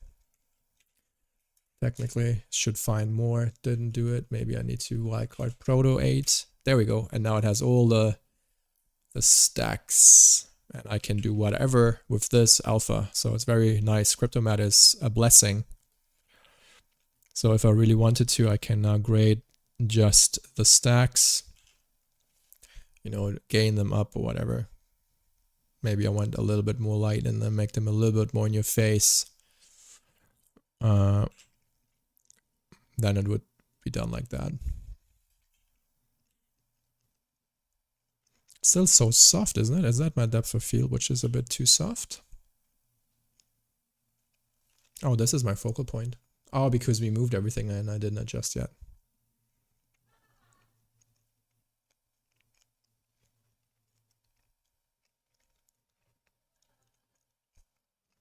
Okay, now this is in focus. That's a lot better.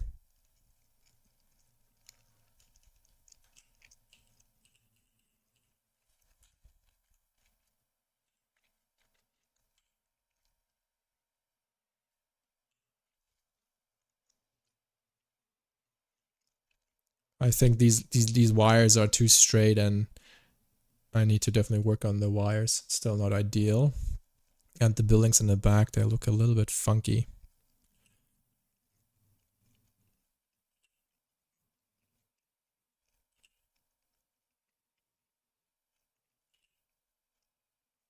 There we go. I will still need to do some hazing with them.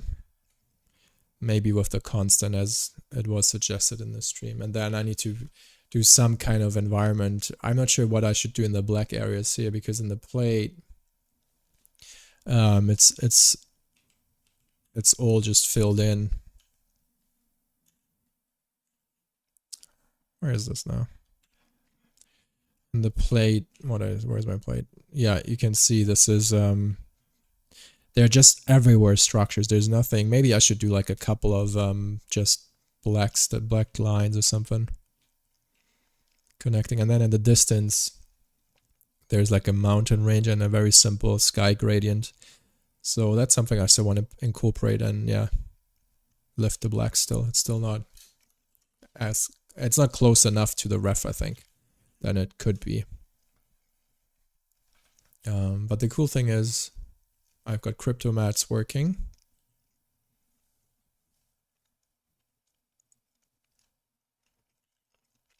And I got the distance instances working too.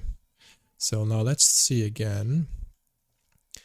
My main grade has also changed.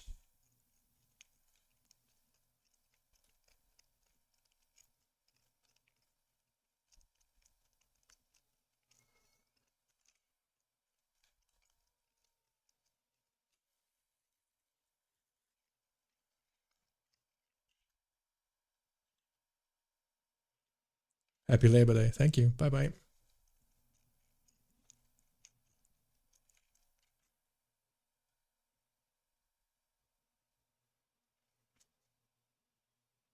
Oh, is that how it works?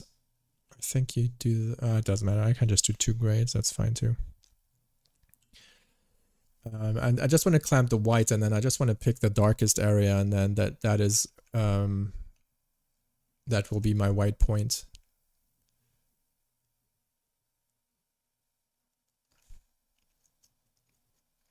That way I can easily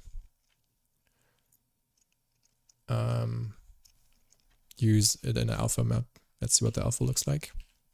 I can shuffle it now. There's probably, I'm maybe doing something stupid here. Probably are. But in the end, I can just shuffle red to alpha, and now at least they are the same, which is good. And now I can just get rid of all of the junk here.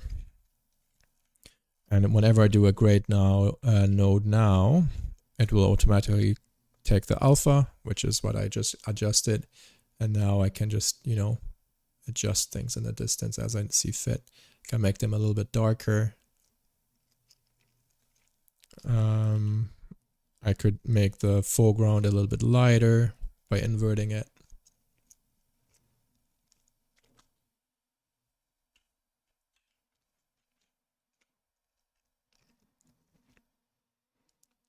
And then, yeah, so that's finally working. It wasn't working before, really, and I didn't notice it as much, but now it's actually doing the right thing. I can lift it, pre-multiplied with the alpha. Just get some volume depth phasing into it. Obviously, I don't need to crypto mats, but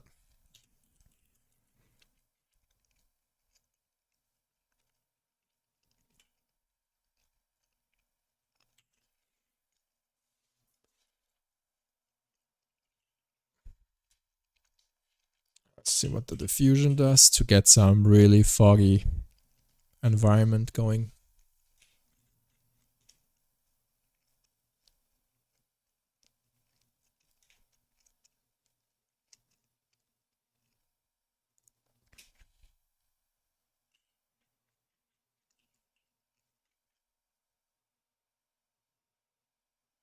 These are just supposed to create some subtle halos around the buildings to imitate some kind of mist or fog in the scene. And instead of I can just show the result, I guess. Not in this one. And yeah, so it's very similar to glow. It's just a little bit like blurring everything as well.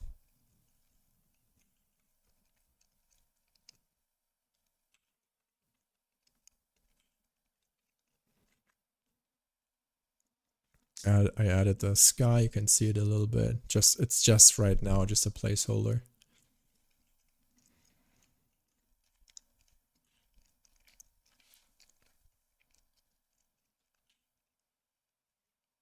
Not sure. I don't like the diffusion much. Let's just bring it down a tad.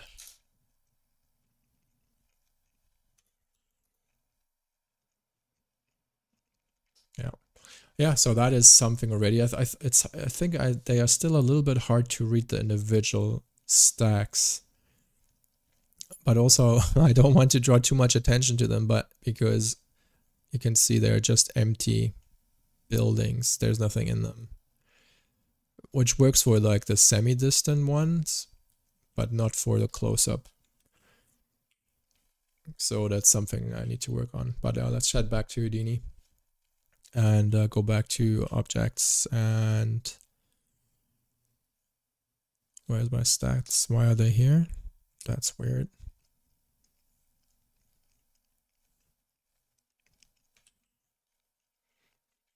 And I want to work on the connecting wires again.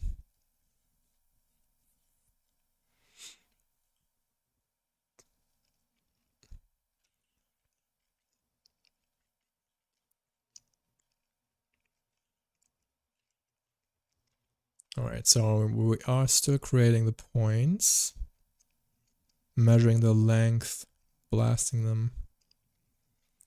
Probably should use them too, because we do want them originating maybe from a single location at some point. At least not all of them, but if some are close by,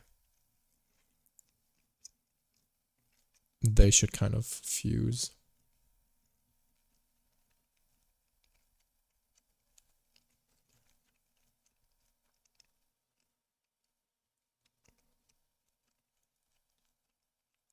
Like I want more of this. This is cool. Like these intertangled wires. I think that's pretty rad. Maybe we need to do a couple more. And maybe we can also copy my other setup for grabbing the longest wires.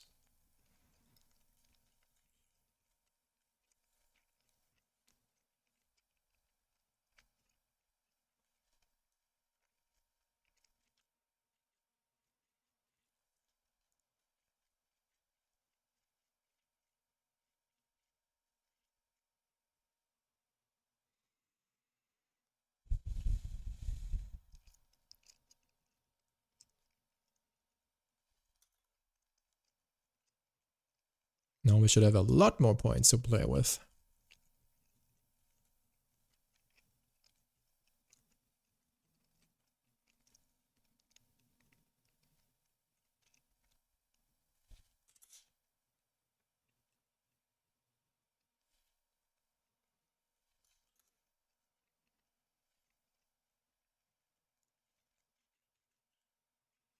Okay, that's pretty cool.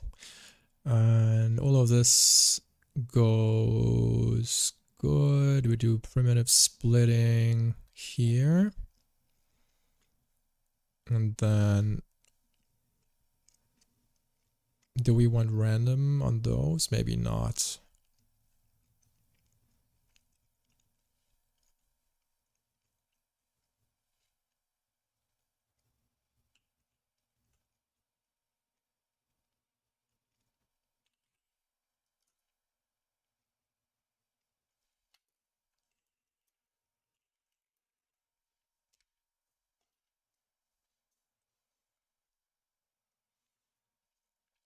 Okay, now we got plenty wires.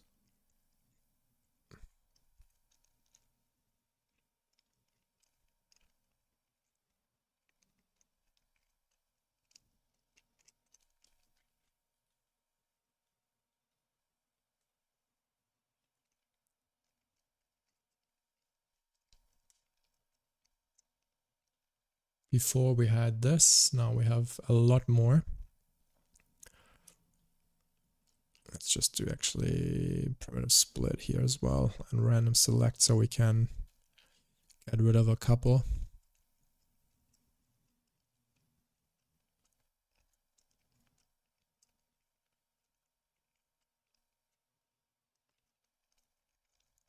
Let's play with the gravity.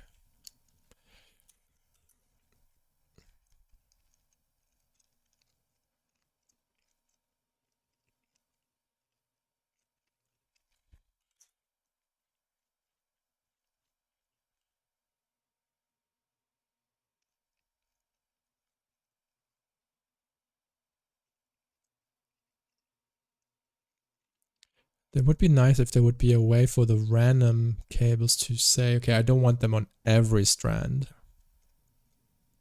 Because that's not an option right now, I think.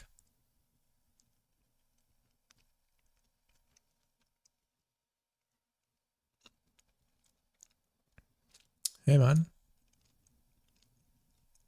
Thanks for joining. Yeah, I'm just trying to make these wires work a little bit nicer. I've got now these intertangled wires, which is pretty cool, I think. Floating all over. We don't want lights on them. I think that would break the scale. Maybe we want a little bit more of these vertical beams. Right now they're obviously just stopping under each building. I think we need a little bit more gunk. Maybe we need also some kind of cranes or something. There's just a little bit more detail in each of these shacks. You can see there's like support beams vertically, and then there's stuff inside. I've got the AC units, but there's just in general a lot more detail. So maybe let's go back to a single shack actually and see if we can add more detail to them.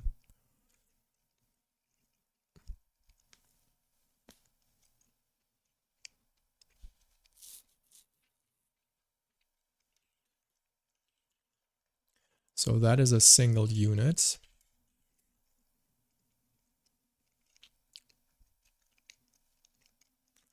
And let's see what we can do.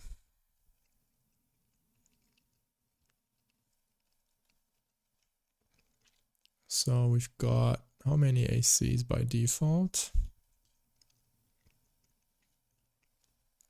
2, right?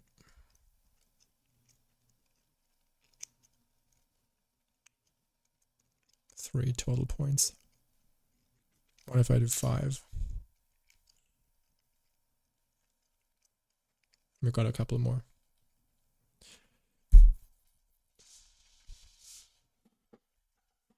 Ah, the weighting here is, that needs to be random too. That's interesting. I didn't do that. What that means is it will have the same weighting on everything, which means they should all pretty much look similar, I think.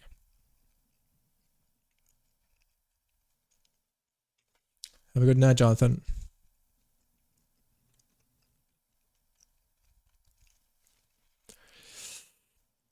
Okay, let's try to randomize that. So the global seed is the iteration, and I want to randomize all of these values as well, not just forcing them to be one certain aspect. So I'm getting the current iteration and I just want to randomize it.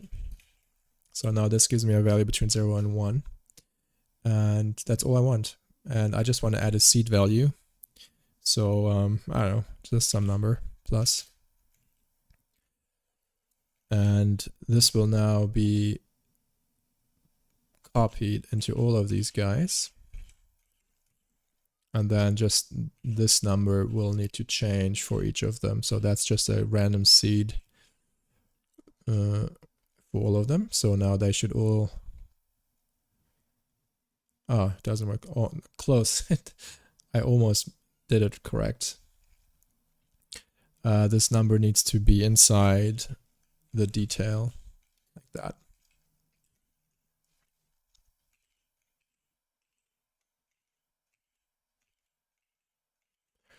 And then we just need to change the number.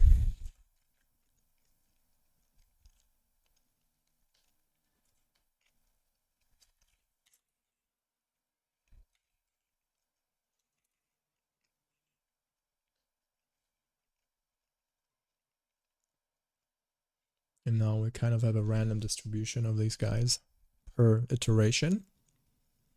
So now the loop should be a little bit different per each. And okay, I just disabled the cooking. Cooking starting now.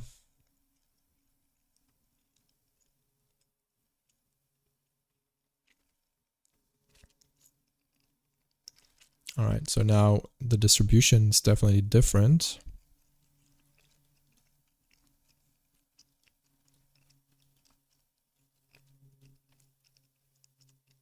Should be a little bit more random. And I think I also want to just have more roof stuff. So first total count of 3. We can maybe go 5. That will generate more roof stuff. The antenna seed is not changing. That also needs to be changed per iteration, I think. Yeah, now we've got more ceiling gunk, which is cool. And what does this do? That's the placement. So definitely we want to iterate that. So that will change now per thing. And this, we also want to change this. So now it's a lot more random on the roof side. Probably also slower to cook.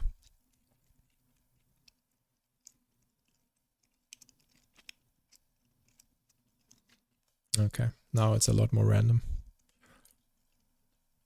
Yeah, more antennas. We still don't have much more detail on the shacks, but I don't know. Maybe we can see what we can do.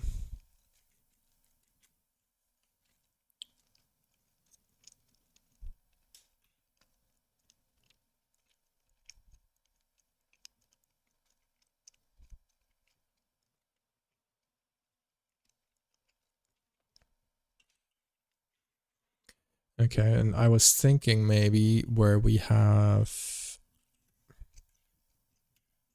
the roof, props are coming in walls, that we find a way to create a little patio or something, like a little like a balcony of sorts. That needs some thinking. So we are cutting it here like that, and we need to find a smart way to find these points. And maybe someone in the chat knows a smart way to find those points. Maybe based off angle.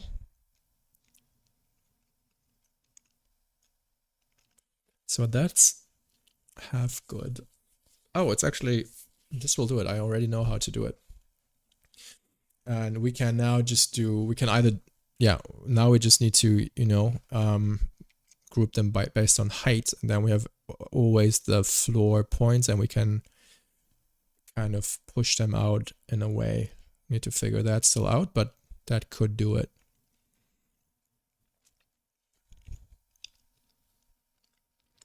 Is that the smartest way to do it? Maybe. Oh, we can also do this actually. Let's just give me all the seams of the Boolean operation.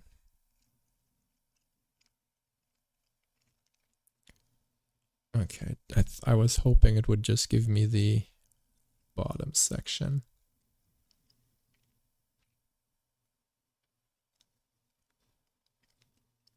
But it's similar. Well, we can just use what I just did with the points then. Yeah, so this is now the stuff which takes time to figure out a robust way to procedurally do this. Corner points, unshared points. And if I now essentially blast them by group of points, I get the points I want, and I could now technically blast them based on height. They should all be on the floor. So I can just say blast again. I think this works. I can do p dot at p dot y bigger than 1. Maybe it doesn't work. Definitely works in the delete node.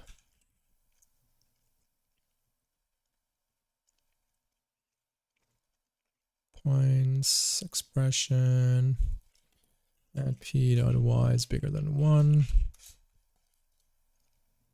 0.1. There we go. Now we just have these pieces, and these again will be random whenever there's a doorway. Do we have normals? Do we want normals? I think we do want normals.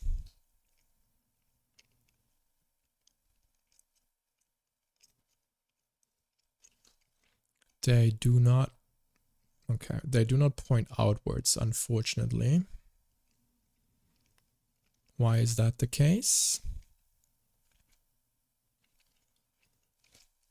I did not have the same issue on this, on the props section.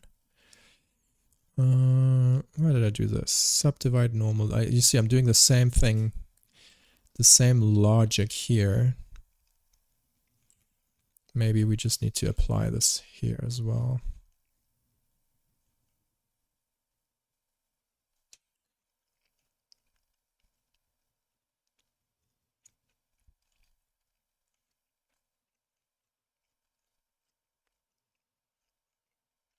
This should transfer.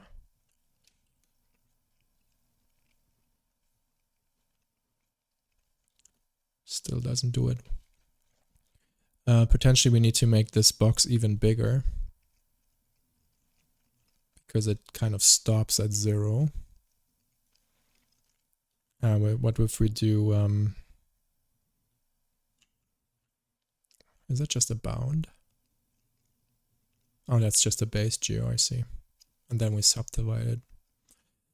Interesting. I'm just thinking aloud here. We can obviously just scale it with the centroid, which should hopefully also not mess up the other sections. Let's try. So this is getting the centroid dynamically.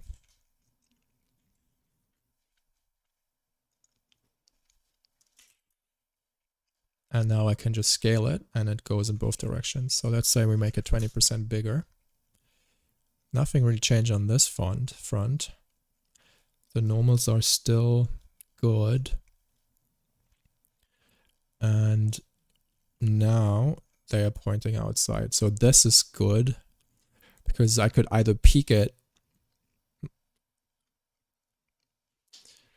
Actually, what do we want to do? I could now, you know, I could peek it, add it, and create a line from it. Peeking just means push it forwards in the normals.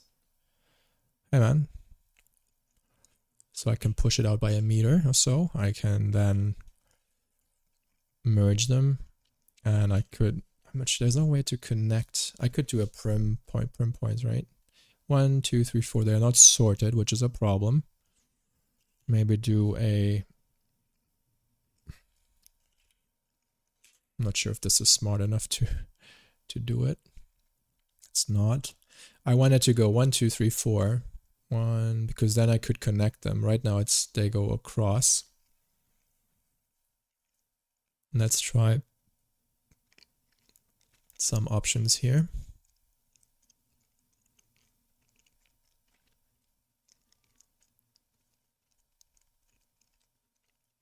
Spatial locality. They got so many options here.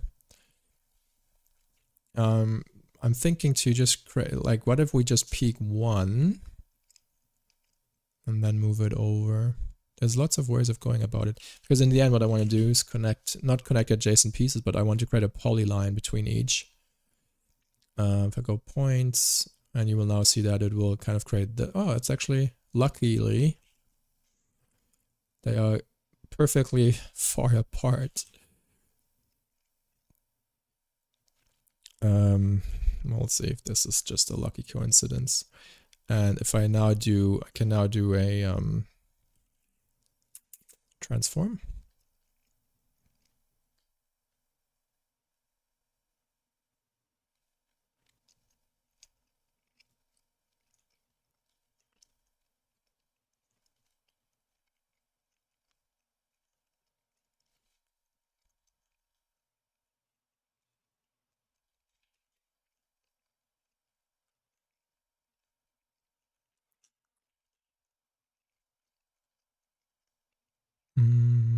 I can now do store ID at ptnum. I'm essentially just storing a unique number for each point. And if they both have the same ID, which they now do because I just copied it over, I can now use a add function to connect them by group and then by attribute being ID, and then I get these beams. And I could also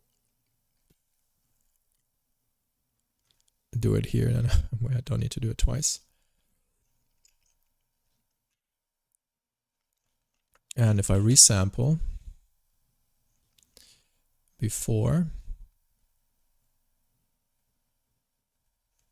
I kind of get this, you know.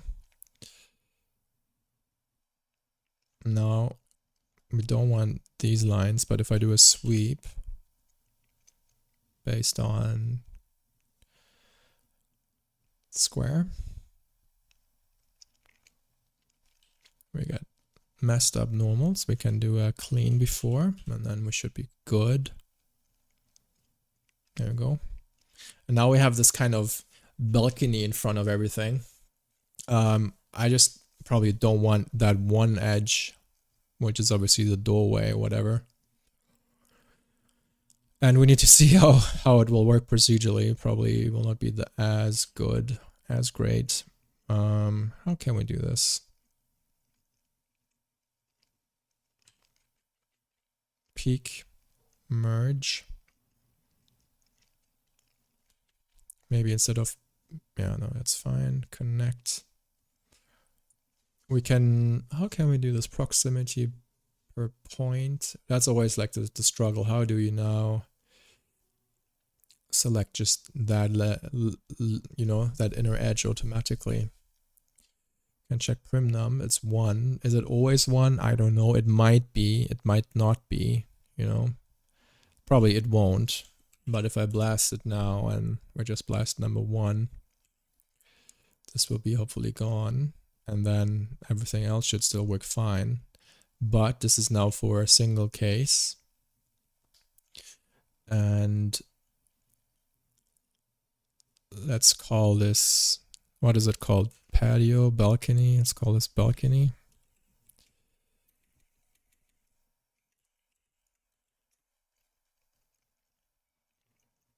Like that. Maybe we just merge it up here with the pillars. Doesn't matter really. And then we see it like that. Is it cool? I don't know. We probably need a floor. I should probably have extruded this and then did it. But the bigger question now is, what happens if we change the seed number?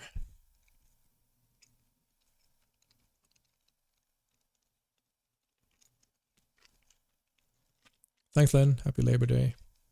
So this already works. It does not have a doorway.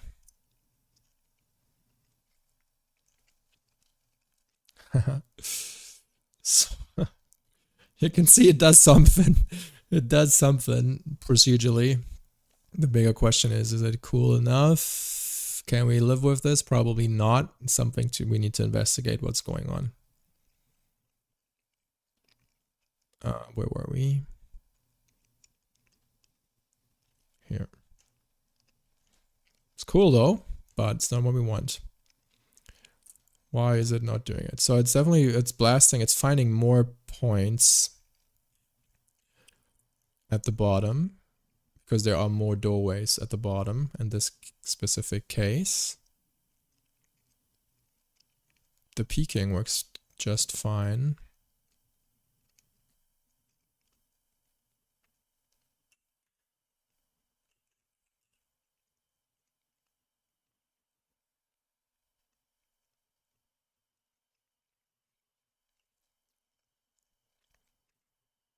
Oh, was it just because I didn't have this? Oh, okay, funky. All right, so the deletion doesn't work yet. So we can group it, we can group them based on an object which needs to be before the Boolean.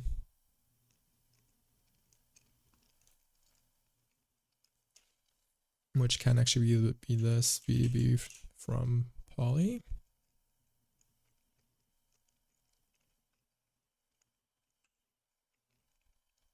I'm just trying to group them based on the bounding box.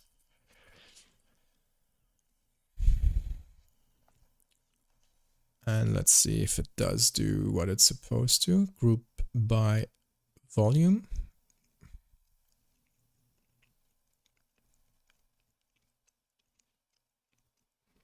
Kind of finds this, but it does not find the primitive, I guess.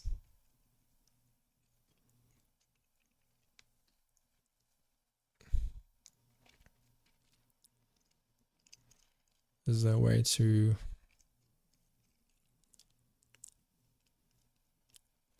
I'm not sure how we can smartly. Let's first of all just do...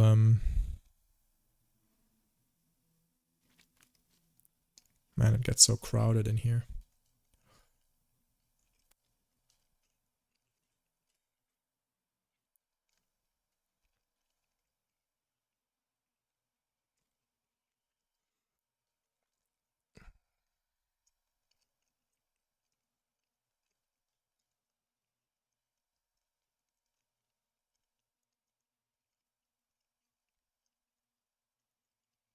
I could iterate over them and try to always get that.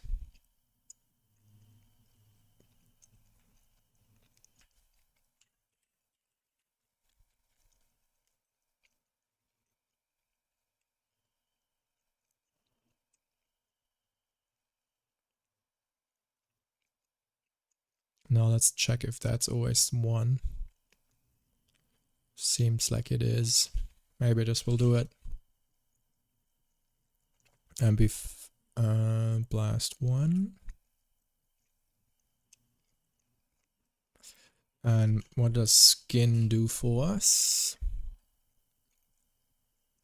That's also good. Because this will give us the... Oh, can we do polyfill maybe? Single...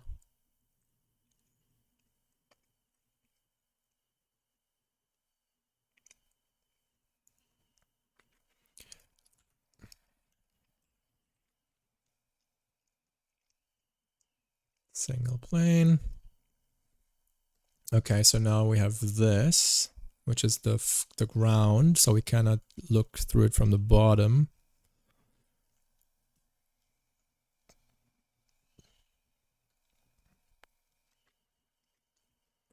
And we have this, which is the cleaned up version.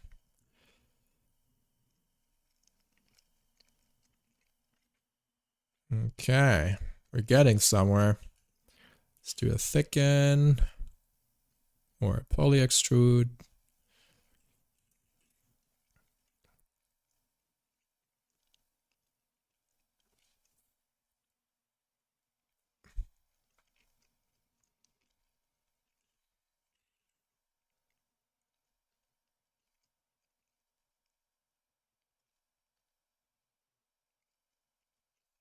Okay.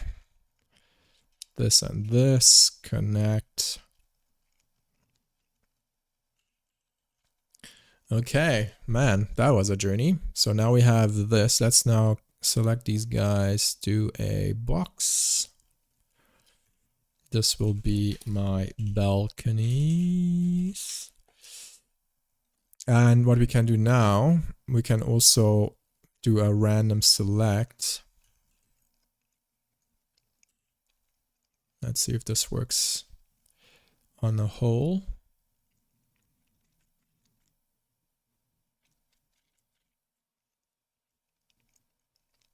It just does this. Okay, can we do it over? Maybe we need to pack it. Okay, let's pack it and then we kill it and unpack it.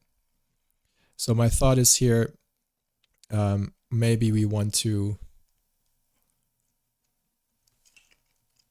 delete. Oh, it just does one. Oh, we need to do it per name.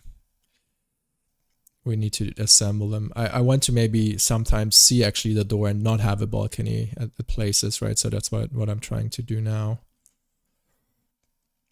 The question is, I need to somehow assemble these guys. But each of them are right now independent pieces. So I need to figure out how we can have them be unique per balcony. And the only uniqueness we're getting is this. So if I do a bound, let's see if I do, because these are independent, still independent prims. What if I do connect line, convert line? Also, I'm always open to any suggestions if there are any. Connect path. This should now give us a single prim. So now we've got 3 prims, which is good. And we curved edges, is that a bad thing? I think we can by edge them, we retain them. Still 3. Now we got 6. Okay, so if I do an assemble here, this will give us a name attribute. Let's just actually see the spreadsheet. You can see now I've got piece 0, 1, 2, 3. And we still got piece 1, 2, 3 after the transform, which is good. So now we have that. Okay, they did not actually keep them when grouping them. Can we say convert transfer groups? We cannot.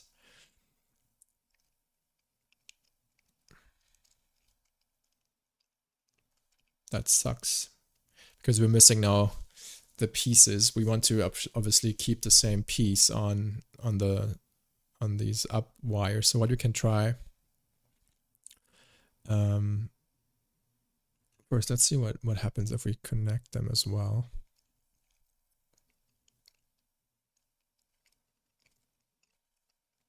Okay, this just will break it. I can try an attribute copy, maybe, or transfer. Let's try transferring it. So that worked. That was easy. So now we've got piece on every vertical strand. We obviously want to retain name. So let's do an exclusion. Sweep. So that's all now good. We all have that. The only thing we don't have is we don't have a piece on these guys, but that should be easy because we can just assemble it. It might just be now coincidence that they will be the same, but we'll see. If I now pack it based on name, we should get 3 points ideally. We do get 3 points. Okay, that works. Hopefully that makes sense. It wasn't too crazy. I just tried to figure out a way. Okay, it's not the same pieces. Of course it's not. So we need to just transfer it over as well. Like that. Get rid of the assemble. And transfer it over. And we just want to transfer name like that. So now they have the same piece. And now finally the random select works. And now I can say, okay, I want a 50% reduction of balconies, and then we can have a seed, and then sometimes there will be a doorway, sometimes there won't be a doorway. So that was the whole trip we just did. And now I want to kind of automate, like randomize the automation, and some of these nodes will have random values. Probably the chain. You can see it has a seed plus a global seed. I want the global seed. Global seed is from the top level. And I want the top level to drive this. So every iteration, this will change, right? So it's either, maybe we go 60% chance to delete the points. Yeah, that was this. So let's actually save this HDA. I haven't saved them in a long time. I'm not even sure if the connections will be saved. Let's see. Save as.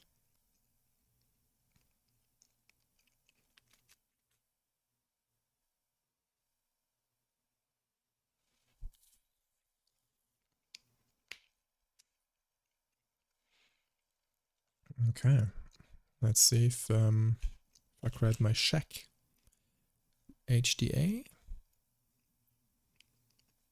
Will it come with balconies or not? It comes with balcony, but this was what my fear. But let's just leave it for now.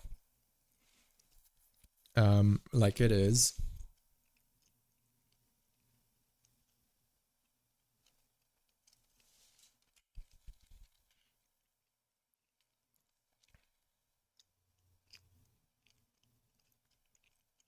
I did delete that, right? Let's just rename this meta. It's easier to access. And then we want to override this. So this will be detail. Let's access the meta node, get the detail attribute iteration, copy this. So this will be random. Yeah, it's not ideal. The connection is definitely not working as it's supposed to. So still more work to be done on that front.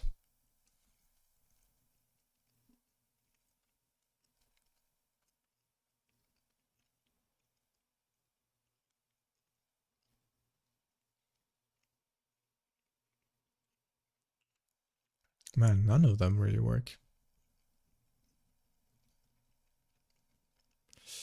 Yeah, not ideal. Not ideal. At least the placement is correct. It does create them where the doors are. That's at least some positive from this. I'm surprised that it's so bad though, because it was working rather well, I would say. What seat is this? 9. The weighting, is that different here? 1.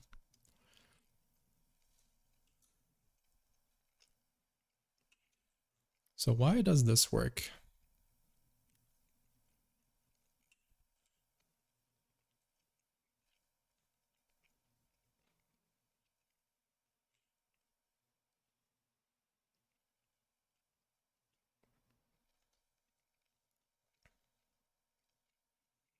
Well, it does work for most cases here, actually.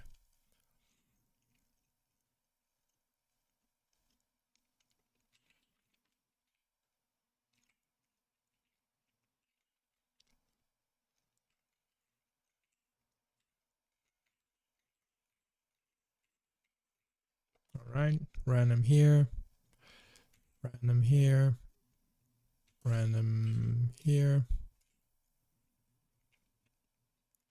We can vary the light count actually as well. Random here for now. Filler. Seed. They all need to be seeded as well.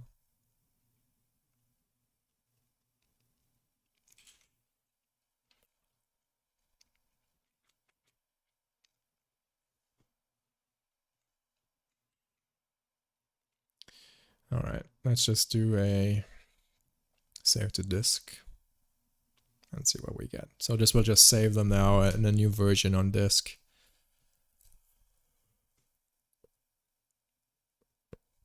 And then I have to take a pause, a break. It's has been now what, 2.5 hours? Time for a break for sure.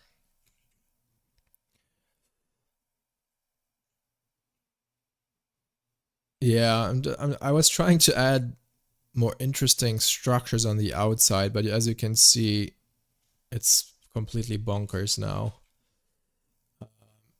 But it's still, we still can at least see how it would render if we go to stacks.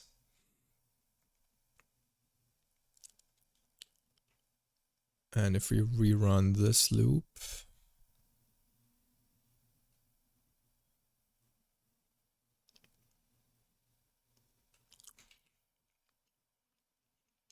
this will now recreate the instances and the towers.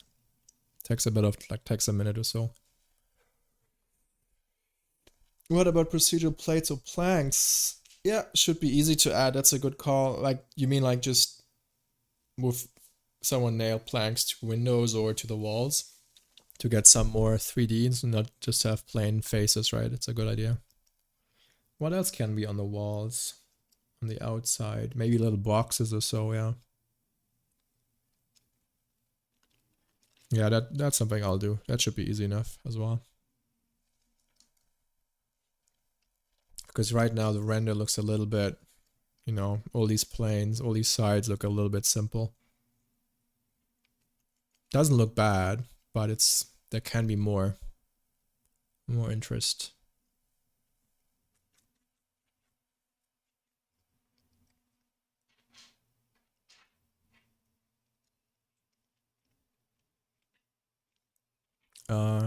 Greenery. You mean plants? Yeah, like construction lights, you mean, right? Maybe, yeah, that's cool. I can do that.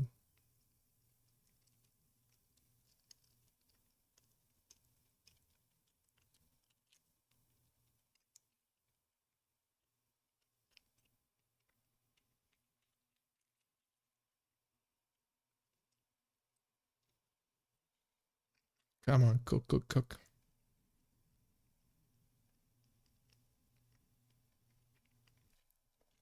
All right, let's see. Now we should have these balconies somewhere. Yeah, we do have them. Again, I don't know. Is it bad that they are broken like this? Maybe it's okay. maybe it's not okay, but we'll see. Wires, that's all cooked, so I should just be able to view, and we got the support beams, we got the horizontal wire. Oh, we got these lines still, so something is still not good.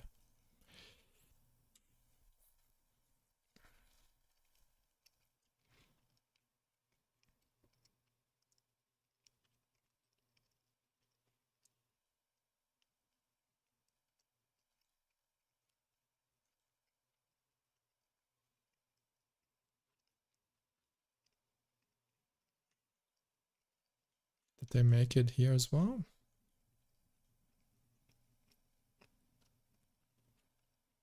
What's happening? Viewport issues? I guess it is a viewport issue.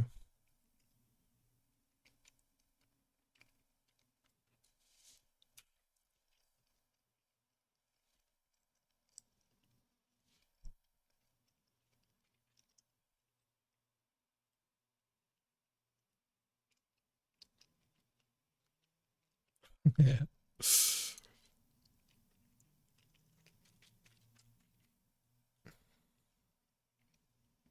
What's going on? Why is there no stacks now?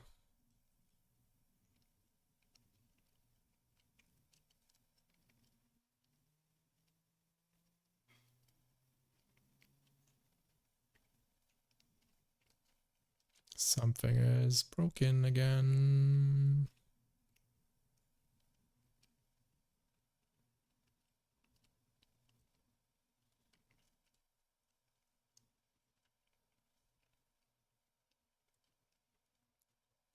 These are working fine.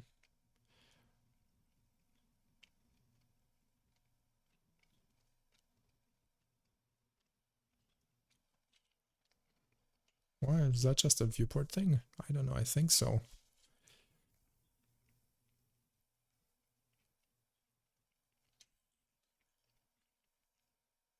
So I'm not even looking at, is it because I packed them?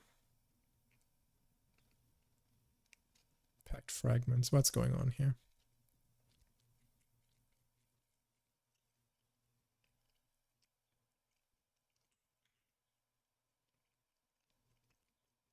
Yeah, I need to unpack. My bad.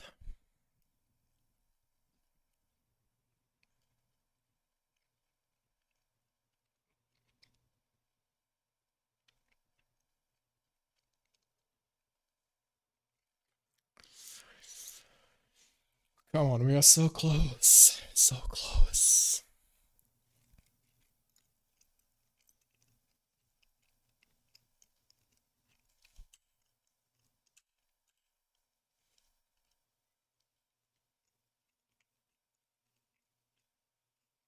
It still has the packed fragments.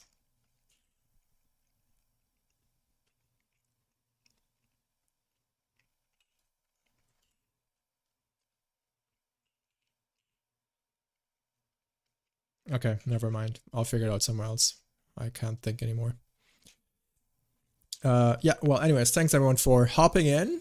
It has been a casual session, a long session, and I'll maybe in the evening do a little bit more work on this. But for now, it's time to enjoy the last day of Labor Day. Yeah, the last hours of Labor Day, and talk to you soon, everyone. Thanks for joining, and I'll see you on Discord.